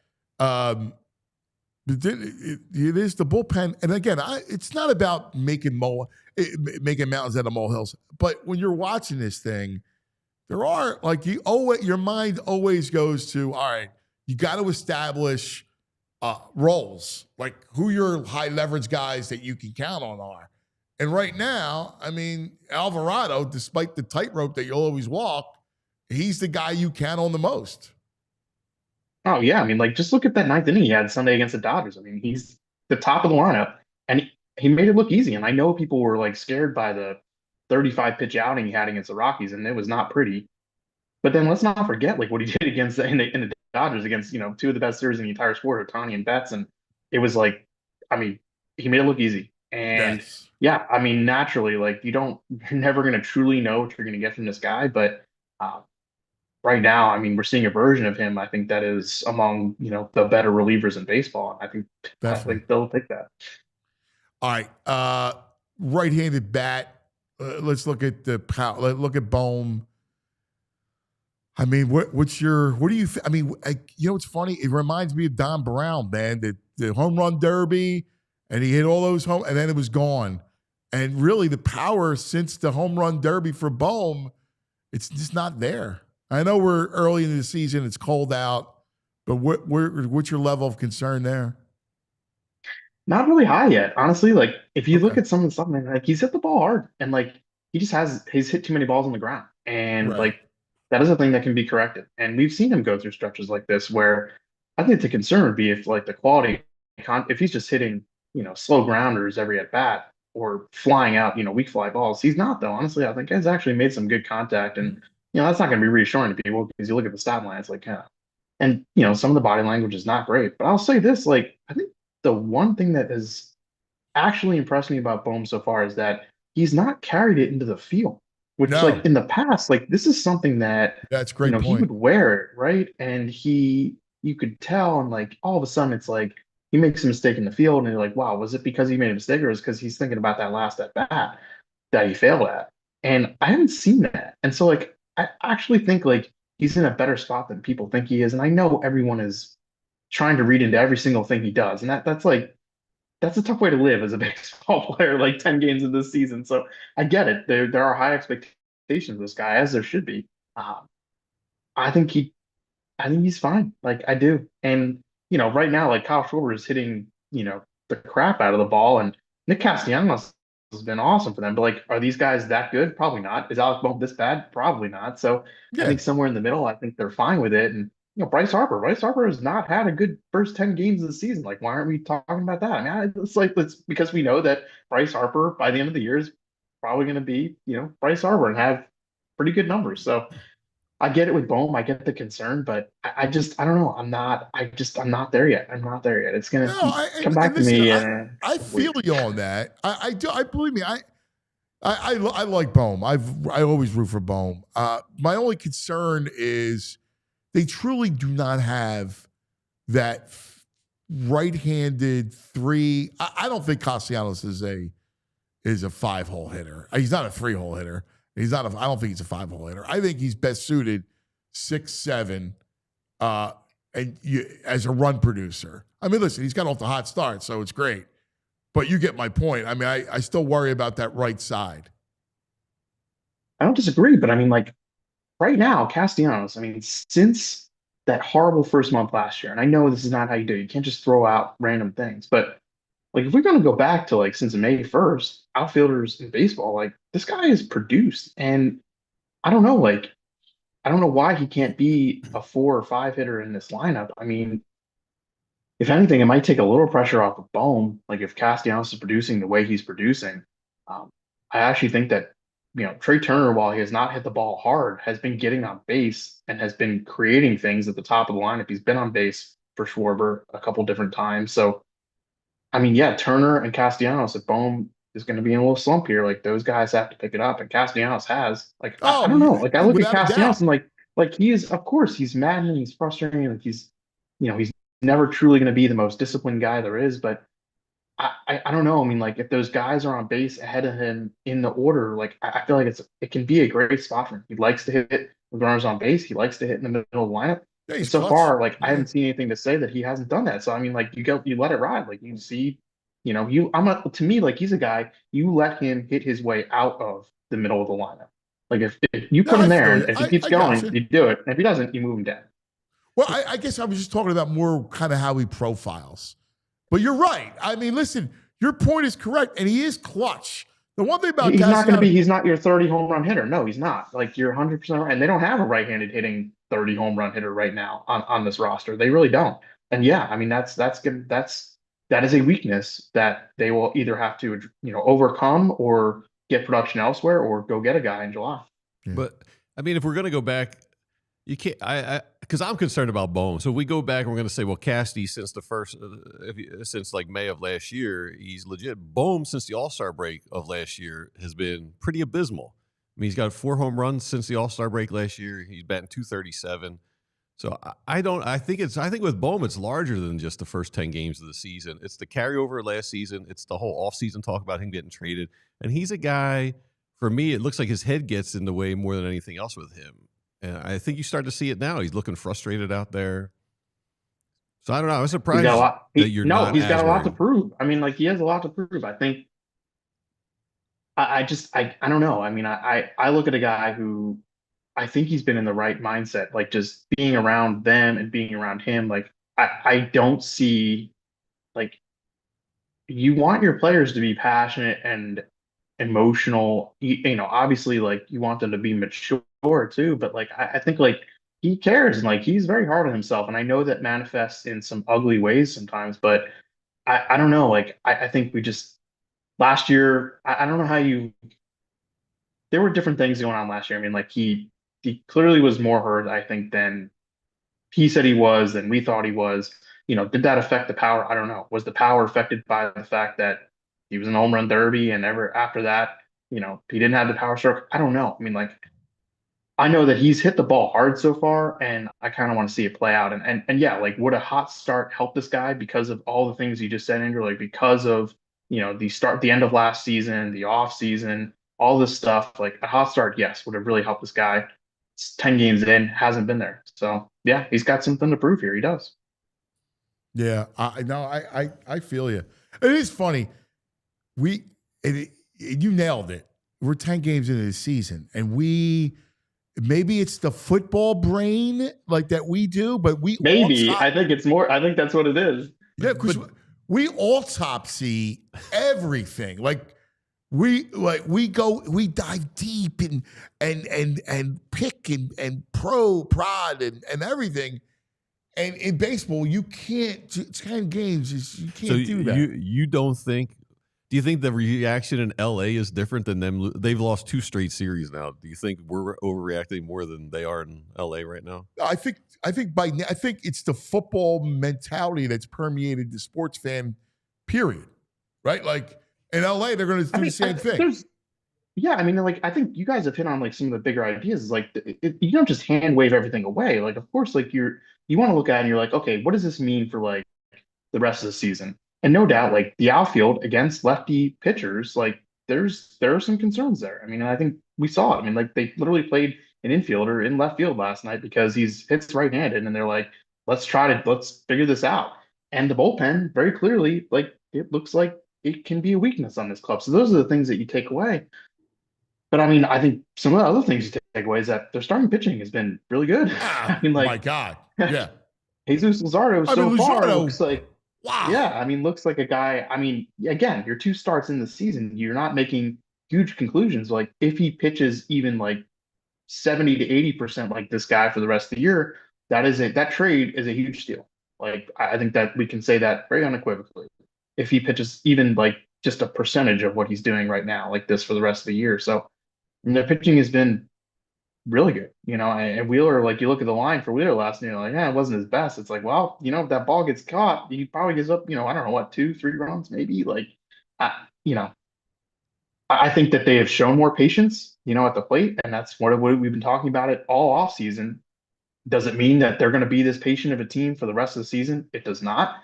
I think though that people were asking these guys to make adjustments, and I think some guys have very clearly applied adjustments to start. So yeah, I mean, I like it's a great point about the Dodgers, right? I mean, like I don't think anyone is like, oh, everyone's 2 straight series losses, Phillies and Nationals, and no one's like, well, the Dodgers just aren't the team they were last year. I don't know that anyone is saying that. Is anyone saying that?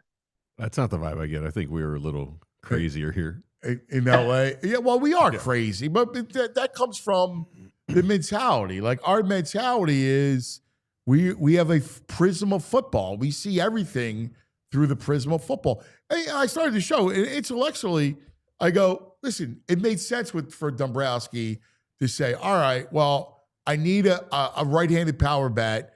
There's really not anybody out there, right? I don't really love Santander.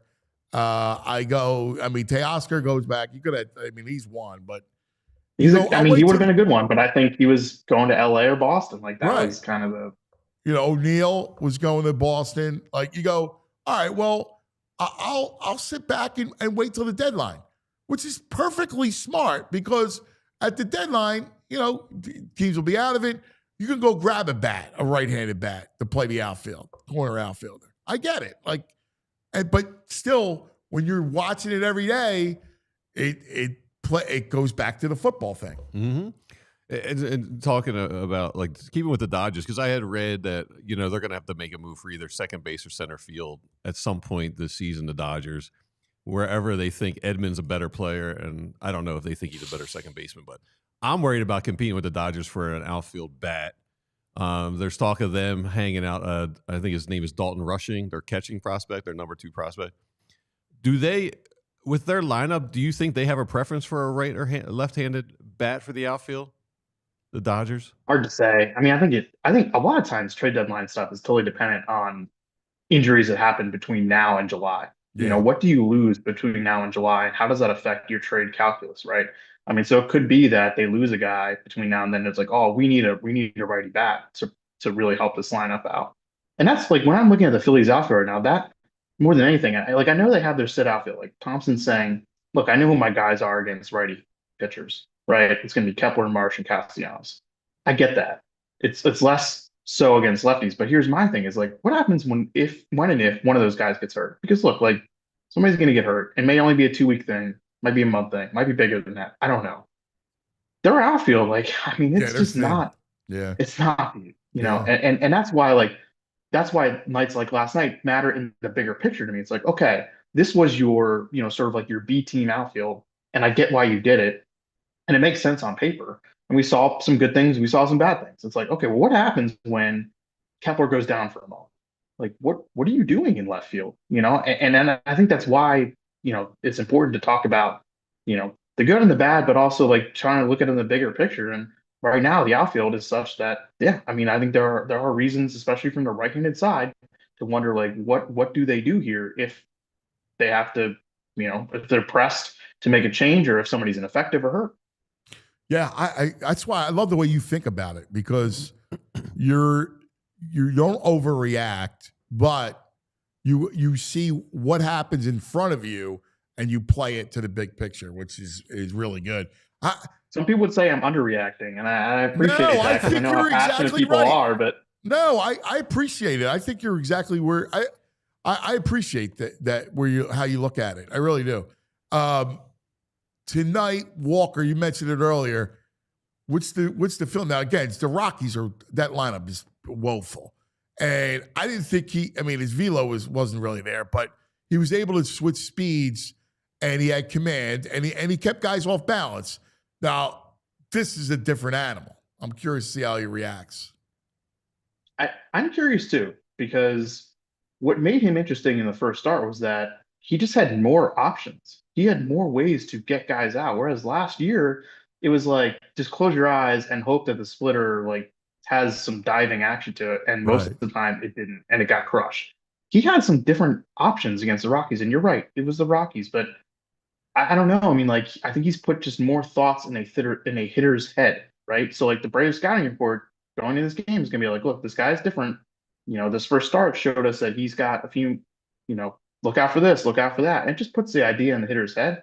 Now he's got to execute it, but I just think having more options and not being, kind of like a one or two trick pony could really help a guy like this. He's the fifth starter, right? He's not going to blow you away. He's not going to put up huge numbers, but like if he gives him 5 innings and he gives up 3 runs tonight, you're like, all right, yeah, I'll take it. Fifth starter. Yeah. No, and maybe it's just he's learned how to pitch. Like guys like that. I mean, listen, back in his day, let's not get it twisted. Back in his day, he was a great pitcher back in his day, right? So now, I don't know, you have to reinvent yourself. Maybe he's reinvented himself a little bit. So I think you're right. What did you guys think of the Braves last night? Say again? What did you guys think of the Braves so far? I mean, because I like everyone's kind of like, oh, the Braves are, a rough start. Like what's going on? And like, Sale, the Phillies had some, Phillies had some great at bats against Sale. I thought last night. I mean, that was like some of the better at bats they've had. Oh my God! I mean, how Schwarber's ridiculous, man. That's Chris Sale, who still got it, right? Like that was impressive. Cy Young. Yeah, I mean, not for nothing. I don't like. I'm not in love with their lineup now. They'll get Acuna back, and Strider comes back at some point. But as far as their lineup's concerned, I mean, the bottom part of the lineup, there's a lot of outs there. That's why I'm just because it's all relative, right? I mean, like we can look at the Braves. We think are, going into the year, we're like it's going to be Phillies, Mets, Braves, but we think the Braves are probably the class of the National League East, right? And yeah, I mean, like we can poke a lot of holes in the Phillies. I think we can poke a lot of holes in the Braves too. Mm-hmm. Oh yeah, listen, don't get it twisted. Both of us believe it's the Phillies.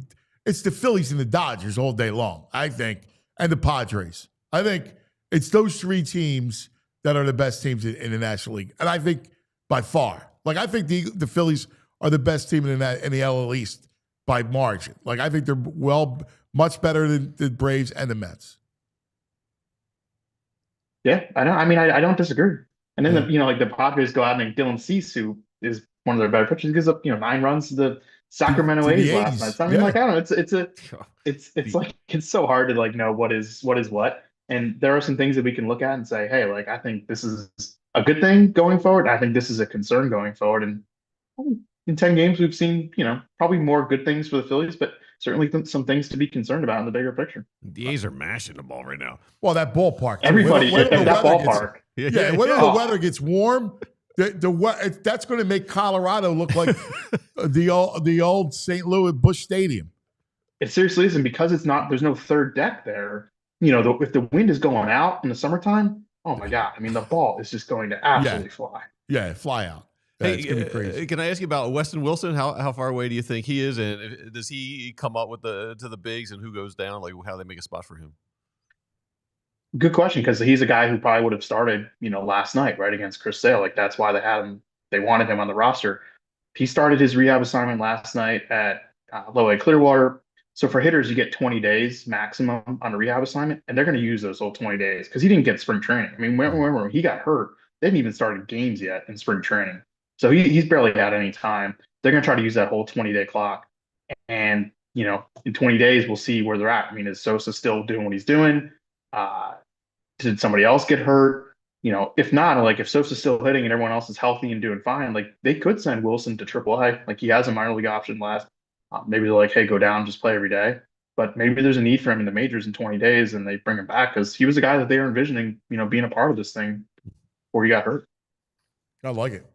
My brother, listen, it is always great. I love your assessment.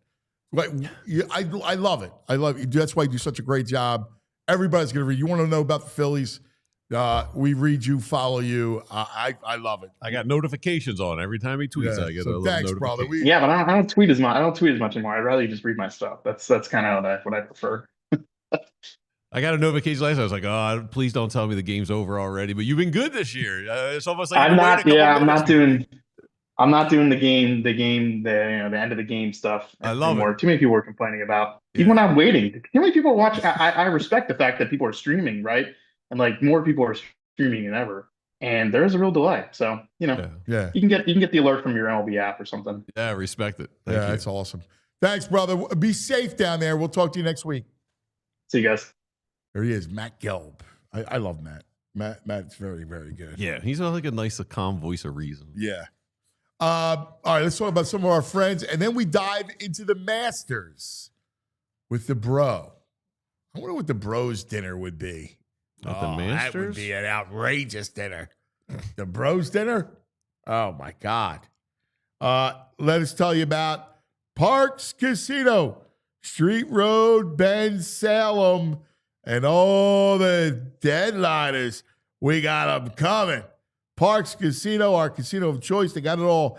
Action, excitement, headline entertainment, thousands of hot slots, state-of-the-art sports book, beautiful poker room, all-weather beer garden, collection of award-winning restaurants. Parks Casino, this is how you win Pennsylvania's #1 casino. Tickets on sale now for these headliners. Friday night, the Isley Brothers. This old heart of mine been broke 1,000 times. April 24th, live. Lightning crashes. No more. April 26th, comedian Gary Owen. May 22nd, comedian Robert Kelly. May 30th, country artist Ashley McBride. I never wanted to be that girl. May 16th, Larry the Cable Guy. You're not that girl. Get her done. June 6th, Taj Mahal. Kev Mo. Yeah. Taj Mahal's a good band. That's a good night. All right, June 14th, Clutch. Bang, bang, bang, bang. Vamonos, vamonos. That should be the Flyers' goal song, by the way. Yes. Yeah, that's good. July 3rd, Gary Clark Jr. Here come old flap top. He come grooving on slowly. Such a ham. Juju eyeball. He's up on black top. He's such a ham, Joey. Isn't Andrew a ham? He's the biggest ham almost around. like he's like a key, like a New Orleans. Here, come on. Yeah, I love him. He's such a ham. Got to do it up, He's a ham bone. I'm not saying the good way. Ham bone. July 18th, KC the Sunshine Band. That's the way, I like it. He's a for pork, too. Yeah, he's definitely some pork. Yeah. September 6th, UB40. Red wine. All right, don't forget dinner and drinks before the show. Liberty Bell Gastro Pub, Beer Garden, Parks Hill Steakhouse, Bamboo Noodle House, Soup. I love it. Chickies and Pete's. Crab fries. ParksCasino.com to buy tickets for all shows. Parks Casino.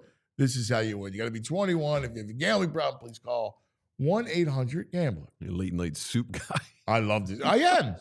I'm a soupman. Soup before bed is bizarre.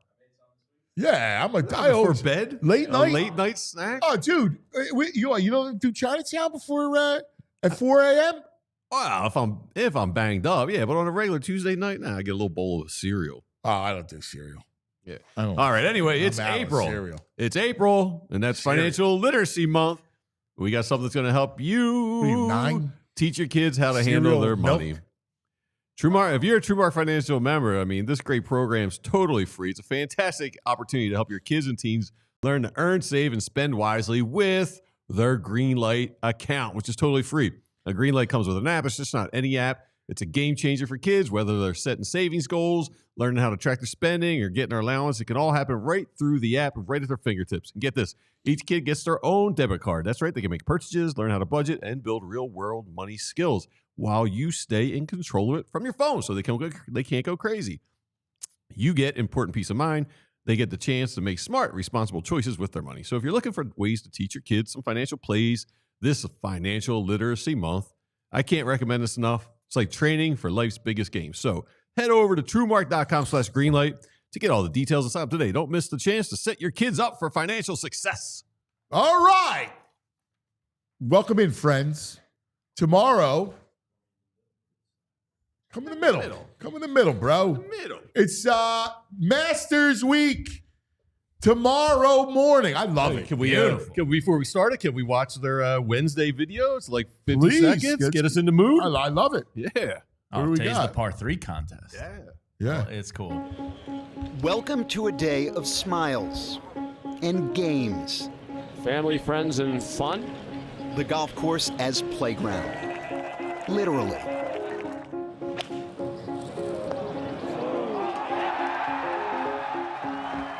It is also, though, the boundary. Because on the other side, you know, the task is waiting. The one that gives birth to worry. And ironically, so many great dreams, too. I never got this far in my dreams. Those dreams. Get lost, Bubba. Maybe you'll have them tonight. Here's the thing, though. You'd have to be able to sleep. And that is far from certain. Tomorrow, it starts. It is Wednesday at the Masters. Oh, that's awesome, They dude. do such great production work. It's great. That course, the whole thing. Murph and T-Mac were there yesterday because they're playing Atlanta this week. Oh, right. So, they didn't play it, obviously. Yeah, but right. they were there visiting, put a picture up on one of the holes. It's cool. Nobody can really play it, can they? Even if I you're a think member, are you allowed to play it? Members You are gotta kicked be a off member. like 2 or 3 weeks prior. It's longer than that. I feel like there's only a certain They have, amount like- of window where you can actually play the course. They have like the most insane grounds crew in the world. Yeah. Somebody recently was telling a story. Was it Phil? That he was playing on like hole 4, and on hole 2, a huge tree fell down, like over the whole fairway, just like a monster. He said by the time he was getting off 18, you wouldn't have even known it was gone. Wow. It was there. Like they had it cleaned up, chopped up, off the course. Wow. Like That's they're wild. just like machines down there. All right, so let's discuss this now, bro. Yeah. All right, now is this Scotty again? It's hard not to hedge yourself a little bit with a sprinkle on him. He has like the greatest 5-year Masters start in history. I mean, I know. I mean, He's VG will be my line rater here. Here's some of the lines up right now. Plus 500 for somebody as good as him. I mean, how do you not sprinkle a little bit on it? right. I'm not saying, the way I play it personally is I like to bet about 3 guys to win it. Okay. I'll reevaluate on Saturday after cut day. If I believe one of my 3 is really in it, I'll probably double down on it and get some lesser odds.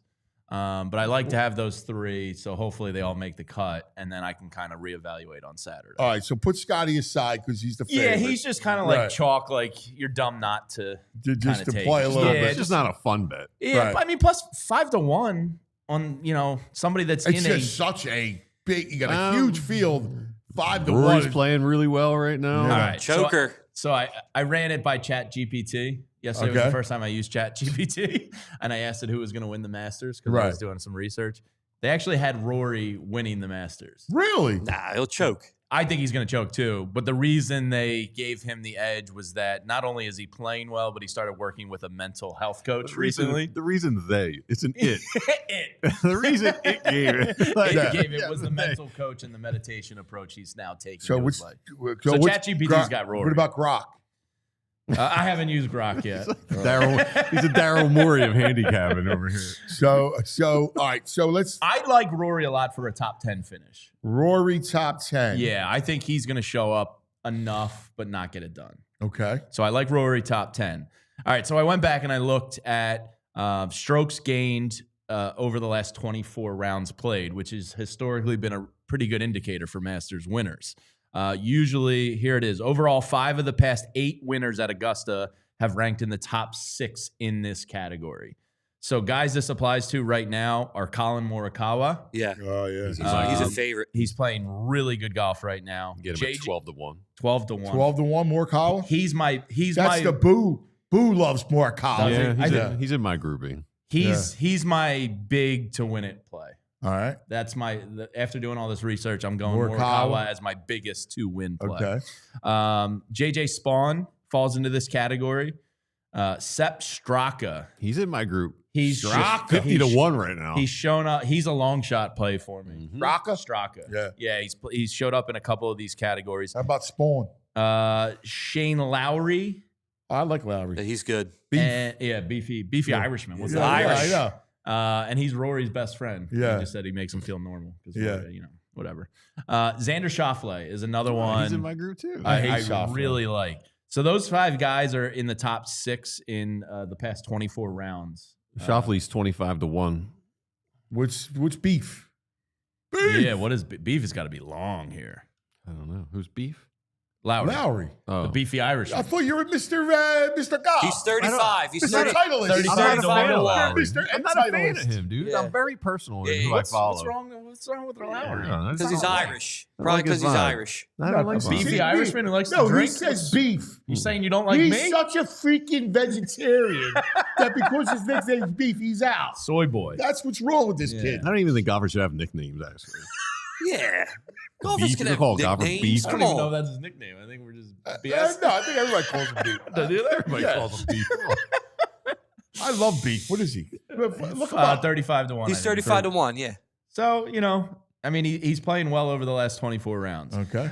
Now, Augusta is a long course, but it's not like a requirement to be a big hitter at it. Yeah. The more important metric here over the next 4 days is your approach. Fairway, right? Is your approach game, Yeah. your second shot. Yeah. Because there's so much run up and right. run down, Right, and right, the right. greens are so crazy. Right. If you have a good approach game, you can have a shot at this without being a big hitter. Okay. So the approach shot, par 4 average score over the last 24 rounds. All right. So here's the guys. Scotty Scheffler, number 1. Wow. Of course. Yeah. Justin Thomas is a guy who's second on this. I like him. JT. I like him this weekend. hate him. He's been on fire with his irons this year. I hate the Thomas. His iron game is nice. A lot of handicappers out there Oh, yeah. are all playing him. I'm anti Justin Thomas. I root against him. He's a big Roll Tide fan, so like that's kind of You know cool. what he But I'm with you. I don't also- like feel it. I also hate 2 first name guys, right? And he reminds me, Justin Thomas, right? Like he's a wealthy, Oh, oil money or Kentucky Fried Chicken money. without a doubt, with his pink pants, and he's you just want to tackle him. Is he Like the I one- just would love to tackle that dude. Is he the one whose dad was a pro in Kentucky? Is that what his he's, backstory? he's Whatever. Who cares? He's got big paper behind him. I root against him. So he's second on that list in approach shot on par 4s, which isn't a very important metric. Daniel Berger is third on this list. He's not a burger fan either. I mean, how do you not like a burger? Yeah, not this guy. Isn't he? Beef. More meat. He's out on the meat. Yeah, he is. He's I like the anti-meat. plant-based burger. I eat them all. The Turkey plant- burger. That's not a real Turkey burger. burger. Quest Chicken loves the burger. plant- Just eat The black just bean eat burger. salad. Yeah. Stop trying to act like it's a burger. Wyndham Clark is fourth on I this like him list. too. I like Wyndham Clark. He's playing fairly well right now. Did you watch Full Swing on Netflix? No, It's He- great. no. Yeah, it's not great. It's okay. It's solid. I got not too a much great to watch. series. Yeah, I I'm know. out. It's good like background if you don't Yeah. really have to pay attention to everything kind of thing. And then Michael Kim is fifth on this list. Okay. Andrew, if you can look up the Michael Kim odds there. I that would can. be great. Yes. So those 5 guys are the best at their approach game on par 4s, which is a big thing. So Scheffler's in there. That's why it's kind He's of impossible to ignore him. 225 to 1. 225 to 1? He's down there, man. Kim? Yeah. Kim's you're- out. Yeah, Kim's out. Oh, that's worth a $5 sprinkle right there. 225 to 1? Yeah. $5? Hey, that's your 5. Let's buy a lottery ticket. Wyndham Clark. 90 to 1. You like That's him? my $5. That's a $5 Wyndham Clark. Yeah. I like Wyndham Clark a little bit. Yeah, he's got a solid game. Kind of translates to Augusta. So in totality, I like Morikawa to win it. That's my Okay. big play. Scheffler, I'm going to sprinkle to kind of hedge with because he's just that good. Victor Aberg. Yeah. Oh, yeah, I yeah. like. I'm going to put a little something on the youngster. He's good. He's number 6 in the world Yeah. right now. He's kind of on fire. He played great in the TGL league over the winter. Ludwig. Ludwig, Auberg. Yeah, Ludwig. Ludwig, he's good. Auberg. Victor Hovland. Yes, I'm also going to sprinkle on Xander Schauffele. So Okay. those are my 4 to win it. It's Morikawa, Scheffler, Auberg, and Schauffele. And then my long shots. Now, this one, get ready for this odds because he's a live guy. He's been playing better lately, and in January he said he physically feels like himself again. I think I know where you're going if this is it. Mr. Paulina Gretzky, give me DJ yeah. as a long shot on this one. Hey, Hey, he look won up it- his he won it- odds. he won it, what, 3 years ago? He's ranked currently right now 663rd He's 100 in the world. 100 to 1. 100 to 1. He's a guy that's won it. DJ. He's a guy that's won I it like before. Yeah. Familiarity with the course is a major, I used to major love him. deal. Yeah. So I'm taking a long shot on DJ. DJ. So here's this. Wasn't he a white powder man? Yes. Yeah, he's a party on the boy. boat. Oh, yeah. On the boat. Yeah. Oh, yeah. big party boy. Yeah. DJ's seen some things.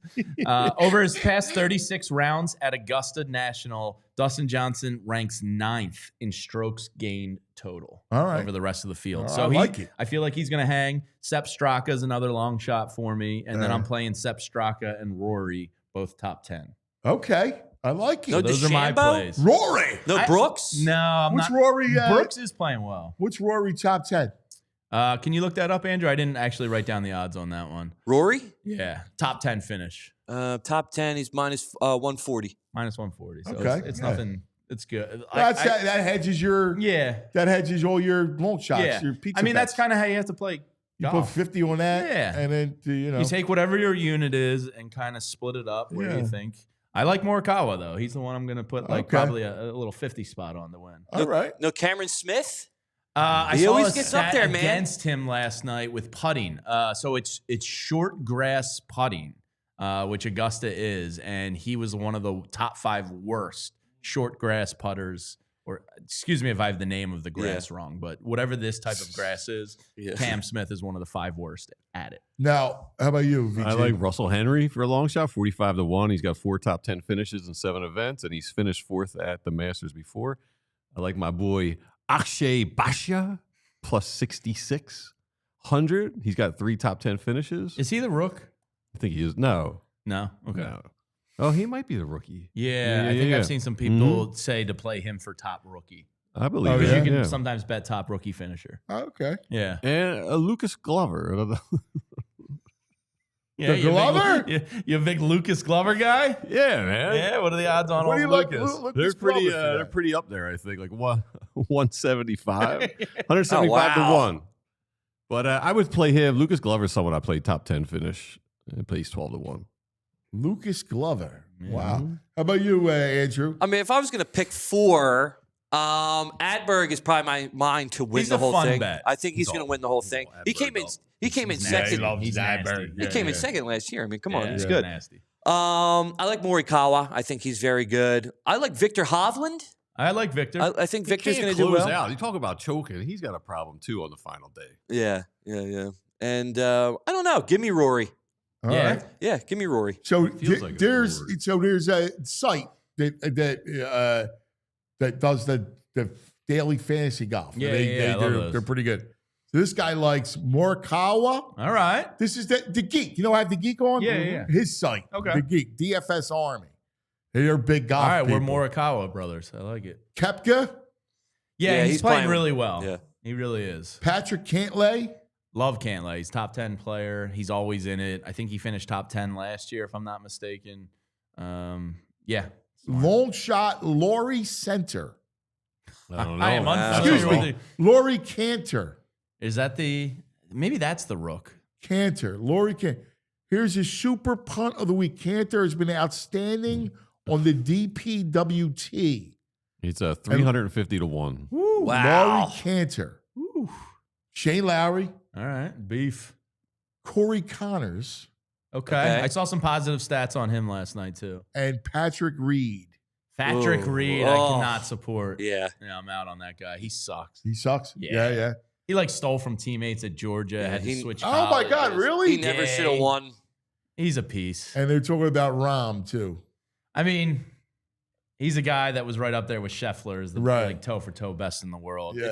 It's the live thing has really screwed guys up because they're not playing as much. Yeah. Koepka's the only one that's kind of like transcended, not playing as much as everybody else. Also, a little sleepers. Will Zalatoris. If he's Zalatoris, healthy, he plays his course well. It's He just was a matter up if he's there, healthy or not. In that type of No, putting. dude, He is a bad No, I was thinking, he's 'cause good. we do, my friends, we'll do a Masters, like a golf. We were doing a golf pool, right? Like, and you pick like 5 golfers. Yeah. And like we would come up with these goofy names, like, you know. So Zalatoris would translate into anatomy. I'll give you a good long shot. Max Homa. I think he's good. Yeah, he's 200. He just fired his caddy. He's 225. Oh, dude, you got a lot of knowledge, bro. Yeah, Homa and Max his caddy Homa. just split. Now we got the bro here, and he's also a soccer man. Yeah, that's true. So Champions League you tonight. got Champions League. Ooh, what do we got today, Andrew? First leg. It's the first leg right now of the quarterfinal. We got Barcelona and Dortmund, and we have PSG versus Aston Villa.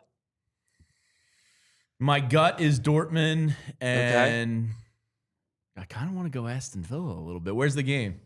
I believe it's Barcelona for the Dortmund Barcelona, and it's PSG for Aston Villa PSG. Did I beat PSG? PSG. I think it's going to be PSG Barca. Okay, I would go Dortmund PSG. Okay, yeah. So you got the home field is. I got Barcelona over Dortmund today, and I have PSG over Aston Villa. I saw a game at PSG. Wow, did you really? Yeah, it was cool. Wow, that's awesome. It was. I don't know. It's so different, you know, like the tail. I know.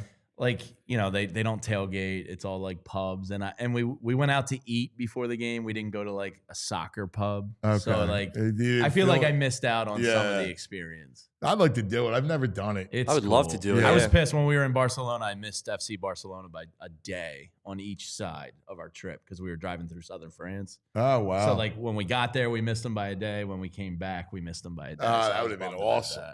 That would have been awesome. Yeah, and I never did an EPL match. I would love to do that. Anfield, man, that's my I goal. would do Serie A. Yeah, that would be fun. Naples. Yeah. I would do Napoli. They're good this year. They were good last year. Yeah, they're up there. I think they're like top 5. Napoli's good, man. Yeah. Isn't Grand Cafe, what's their team they support there? I think they're Roma. No, Roma? Milan. Milan? Yeah. Okay. AC Milan, maybe. Yeah. We should go in and tie a day load Actually, on they're the second game right then. now. I would do that. They're second on the table in Serie A. Who, Napoli. Who? Napoli? Yeah, they are. You're freaking right, They're man. 3 points out of first. What's not to like? Inter Milan's at 1. Inter, that's right. I think they're Inter. Yeah, Inter. Yeah. Hey, you like it, Joey? Yeah. Can we imagine being invited to the Masters and you are Bubba Watson's menu? So this is a menu going around. Dude, you get to go to Bubba jail. Watson. Immediate jail. You get a traditional Caesar salad, Which I love. I love a Caesar. a grilled chicken breast, Come on. and confetti cake. That's it. What is that? Come on. Yeah. That's a menu? He's the worst champion The ever. chicken breast comes with Not green fat beans, mashed potatoes, corn, mac and cheese, and cornbread. I do love cornbread, but come Yeah, on. I like all the sides. I don't know. That's I'm a out. week. That's chicken that's breast. cheaping So- it out because they got to pick up the bill. They do? Yeah. Oh. Part of being the champion is you Man, got to that pick up the is bill. for dinner. lame. I would have Mr. Tony. I would have Mr. Yeah. Tony do it. So I was just watching a video on one of the champions. I forget who it was, early 2000s. And his buddy from Canada, he consulted with, because they get to make the menu themselves. So he consulted with his chef buddy from Canada. And he said that Augusta was so cool, they flew his buddy down to prepare the dinner with the staff. But he was like, yeah, I had to pick up the bill. And they were like, do you remember what the bill total was? What was the damage? And he goes, it was a little over 20K. Wow. And that was back in like 2002-ish. It was like during the Tiger run. I forget who the champ was. Listen, you win the Masters. Yeah, if these guys got What to are drop you 50K kidding me? on Like, dinner, that's kidding. fine. That So by purse is today's 12 What are you crazy? So by today's standard, that meal's going to run you $450,000. Yeah, right. But I Yeah. saw last night, Scheffler had the Pappy Van Winkle out. Oh, nice. Really nice bourbon. He splurged there. So you got to pick up the bar tab and all that. But yeah, it's on the champion. With Yeah, that's Pappy's, awesome. The So Pappy's a Puppet. whole thing. Which Pat? Like, I People don't just even know. chase Oh, Pappy. it's the There's Buffalo. lotteries in Pennsylvania. You can win I've a been bottle of entering the Pappy. lottery for years. I haven't won yet. Really? Yeah, you It's can. that good? Like What is it? if you buy a bottle that retails for By the like, way, I don't we're know, in overtime. OT, overtime. if you win the Subscribe lottery, to our YouTube channel, please. If you win a lottery and the bottle costs like $200, you can sell it for like $1,500. Yeah. Really? Is that the one with the little horse on Well, top? how good is That's it? Blanton's. So it's from the Buffalo Trace family of bourbon. There's like 3 major. I have no whiskey idea the manufacturers. families. He's out on the Oh, whiskey. These are like the 5 I love families. this. He's a bourbon chaser, I know the dude. 5 families. Yeah, I'm a bourbon, He's a bourbon hunter now. chaser. I know Like when, Joey. I know when the delivery dates are at certain stores, and I'll go and He get runs around chasing the rare bourbon bottle Yeah. drops. I figured That's out their, awesome. I figured out their delivery schedule, so I've kind of hacked the system a little bit. So how do you get it? That you can't get Pappy is you only a can't. lottery. Yeah, you can only get in the lottery. I just lost Pappy. recently. But it's from the Buffalo Trace family distillery. So it's Buffalo Trace, Blanton's, Pappy Van Winkle, and Eagle Rare are all made. Eagle Rare is my job. These are all bourbons? Yeah. And the Pappy's aged the longest in the oldest barrels, so it's more rare. Have you ever tasted it? I've tasted it. I've never. You know who used to have it stateside down on East Bass Young? They have it. But a bar. How do you say the Crooked Street in Philadelphia? It's East Bass Young. How do you say that street? What do you call it, Joey? Yeah, Pass Young. Yeah. East. Well, okay. It's passion. Yeah, you could have went with me. The Menegano at least knows is the Avenue or Passion. Yeah, you do. You're done. Come on. East You're Bass legit. Young. Come on. It's good. He should drive me nuts. I'm going down to East Passion. Passion. Nobody says East Passion. Even I know it's passion. East Bass Young. So I've had it. A bar is probably going to bang you out for like $100, like a shot. Yeah, it's crazy. Like there's a 23-year-old Pappy Van Winkle And goes for then 4 G's for a Yeah. bottle for 23 years. 4,000? Oh yeah. Yeah. Dude. There's some that'll sell for like 20, 25,000. Dude, it's nuts. Are you The old kidding stuff? me? Yeah, it's wild. It's that good? Listen, I'm a spirits guy, so I appreciate My take is that it's not that good. Okay. Like I get Blanton's a lot, which is fairly rare for Pennsylvania. Down south, it's common. That's the one with the horse. The on horse, it. yeah. Oh, yeah. And it's kind of cool because I collect the caps. If you get, it spells out Blanton's, and it looks like the horse is My running buddy's on the dad, cap. that's all he Oh, drinks. that's awesome. So Blanton's, I think Blanton's is just as good as it. Okay. So I mean, it's And I'm an Eagle Rare guy. I think I Eagle Rare is love- better than Bland's. It's $40 a bottle. Eagle if Rare you, is if you my can find favorite. it, but it's really hard to find. Wow. so that only comes in on these shipments every 6 to 7 weeks. Wow, that's wild. Yeah. That's cool. So Then I people love just Eagle run. Rare. There's Facebook groups, there's Reddit threads, and then people just run to I'm all on the state stores trying to grab the I'm on a bottles. text You can only chain. buy 2 at a time. I'll give VG and Hicks the heads up occasionally if I know it's a delivery date somewhere. Have you been able to snag it? Not Pappy, but I can get Blanton's, Eagle Okay. Rare, and Yeah, I got the Eagle Buffalo Rare Trace. last month. All right. But one day, like, we celebrate something. Yeah. We got to get it. I really want to do the Derby and the Buffalo, or the Whiskey Trail. I've never done the Derby. I've never covered it. I covered it once for NBC back Yeah. in the day. It was awesome. I got to walk around SI Supermodels. Yeah. I was like working Celebrity Row. Oh, yeah. They were like, Jamie, can you escort a Marissa Miller up to the box? And I was Sure. like, oh, sure I can. Hi, Marissa. No problem. No problem. So the Derby's awesome. I'd love to go as a spectator Yeah. and do the Bourbon Trail. Yeah, that'd be awesome. Yeah, that's a bucket list trip. for me. Yeah, that'd be outrageous. Yeah. That'd be outrageous. All right. We have time for our Rite Aid back in the day. Yeah, for sure. Little hula shenanigans. We're going back.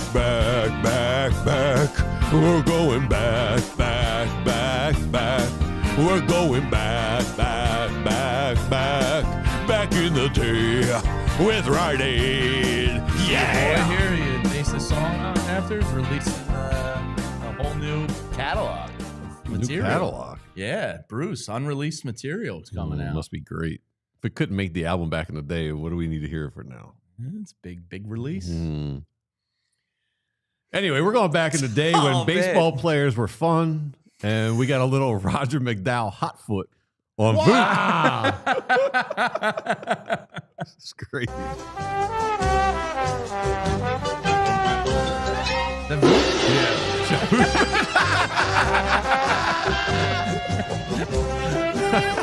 Yeah, the hot foot was Rogers. That's awesome. That's outrageous. McDowell had to be the man. Yeah. Like without The hot foot. That's cool. We should hot foot somebody. How do you even do that? I don't know how it deletes deletes. of the turf? No, it's a sock. You ever take a lighter to a sock, the lint goes up. So the sock goes up. It doesn't like stay lit. Yeah, but he said it in the dugout. Like he timed it. Like maybe you put a paddler in there, but I always knew the sock thing. You just light a sock and it like goes up. Who could we hot foot here? Vince. Yes. Yeah. Does he wear socks? No. I don't know. He must. I don't know. I've never looked at his feet. You got to get a good socksman. I am good socksman. Vehemently Someone with anti high socks. Not me. I would be the perfect target, but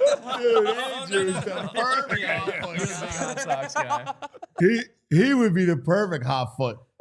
I used to always like too, very childish, the bubblegum bubble on the other guy's hat. And Of course, all that stuff's good. Yeah, that's good stuff. Yeah. I'm Now down they're with all that. pampered. They got the fridge in the dugout. Yeah, I know, man. It's It's awesome. wild. They got like overnight oats in there. Yeah, Uncrustables. Yeah. I'm jealous, Oh, man. man. Uncrustables are awesome. Yeah, my kids love the Dude, Crustables. they're so good. You're not a peanut butter. Nah, I'm out. It's a great snack. Air fried, frozen, or room temperature. They all hit. They eat the Massimo's a Crustable, man. Actually, both of them are. Yesterday, I go, dude, he was hungry. And I go, what do you want, cuz? All right? Right. He goes, how about some pasta? And I go, all right, well, I'll make that for dinner. Yeah. This is lunchtime. Yeah. This is like 3 o'clock. He wanted to make you a bowl of big pasta, He's like, and then he does the Uncrustables. Did you see the NFL stories on it? No. Dude, the Ravens eat like over 750 Uncrustables a day.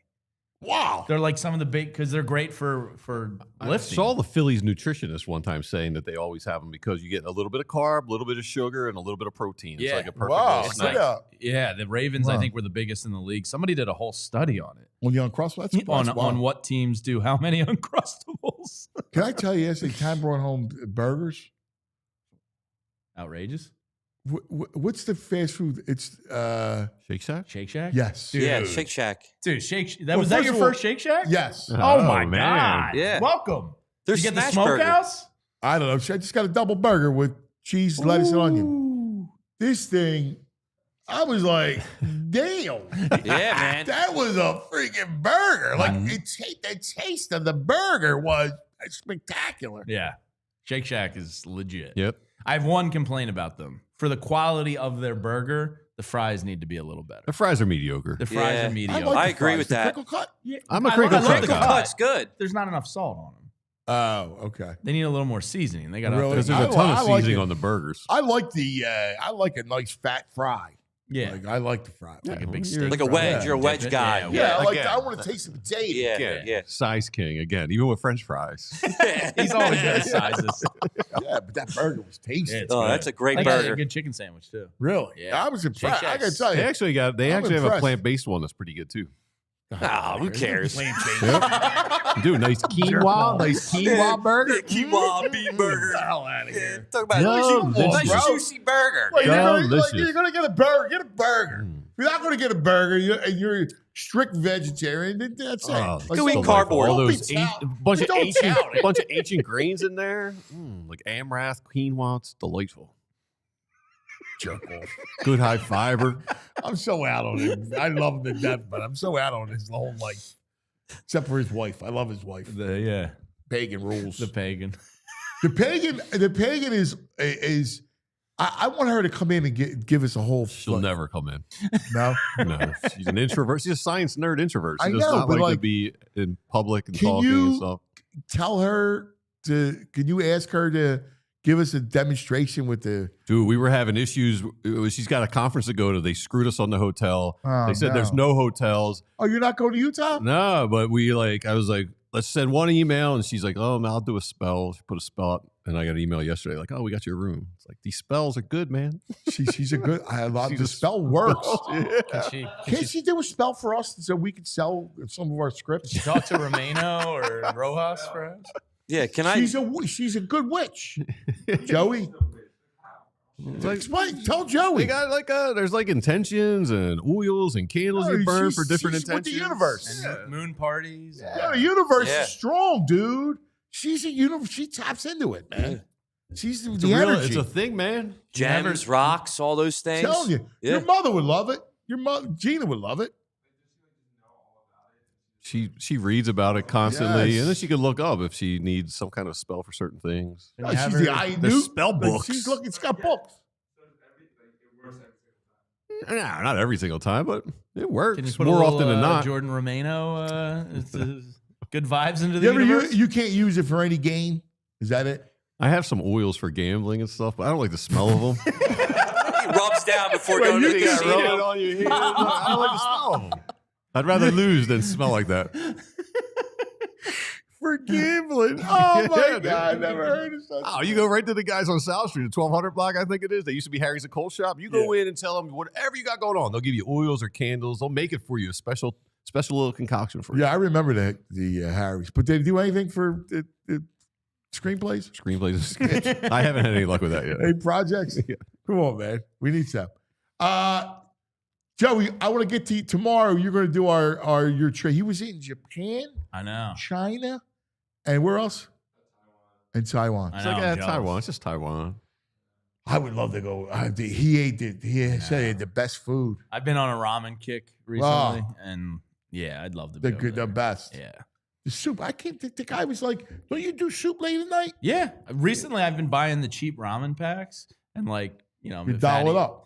Yeah, I drop an egg in it, make it an egg drop soup, and then I That's have like what Vinny does. That. Yeah, and then I have this Asian chili crunch that I'll drop in to Yeah. spice it up. Dude, it's Yeah. phenomenal. Yeah, I love that. I have all the Asian Yeah. peppers and stuff. Me and like that. Andrew had a nice little mandate for ramen. We did yesterday, yeah. Oh, really? Yeah. Where'd you go? Terakawa in Oh, Chinatown. solid. So Yeah. good. Was it great? Oh, Yeah. yeah. It's Really Yeah. good. probably the best in the city now that neighborhood ramen's going, but yeah. Yeah. Terakawa's legit. I love the soup dumplings. Oh, Oh, my yeah. God. Now you got me. Now you got me. Now I'm hungry. Yeah. And I Starving. built my sandwich today at home, and I could tell right away I hated the lunch meats, and now I'm like depressed about my lunch. Let's go do. Let's go do. But I've bought lunch the last 2 days, so I got to be good. Doing lunch again. Let's I go. can't. I would do it every day. Let's do a little pho. Little pho. Man, I can't. I got to be good. All right. Well, that's going to do for us as we just meander along. Yeah. What else we got today? Phillies tonight.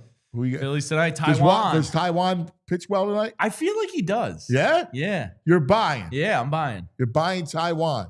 You For buying now. Taiwan? For now. I'm going to bet the over tonight. All I think right. it's 9. Okay. Who I is got it? Meatskoff. Swish Sauber? Or no, it's Grant Holmes. Yeah, it's grand. Yeah. Yeah. It's the Holmes. It looks like Kenny Powers. Yes. Meatskoff tonight. I got Goal. 2 Right? goals. 2 goals? Can't you? Utah. Give me 2. In the Garden. No. I like Meatskoff to score twice in the Garden. I like It's it. a Russian tea party in Madison Square Garden. Get some nice odds on that. By the way, the NHL, just from a selfish standpoint, programming wise, we're trying to like map out some stuff here at the station. They haven't announced their NHL lottery date yet. They do it like the week before. Yeah, it's no good. How dumb is that? I know. Like, what are you And doing? the NBA, it's the only thing they look forward to. Yeah. I know. That's locked and loaded. The NBA's the lottery's better than the playoff games. Bettman has been. Oh, it's beyond stinks. Yeah. It's that terrible. I know. All the stars are unlikable. Oh, the whole league. I like and then Anthony they Edwards complain right about LeBron. All you do is crap on the league or crap on us. All right. Well, you guys suck.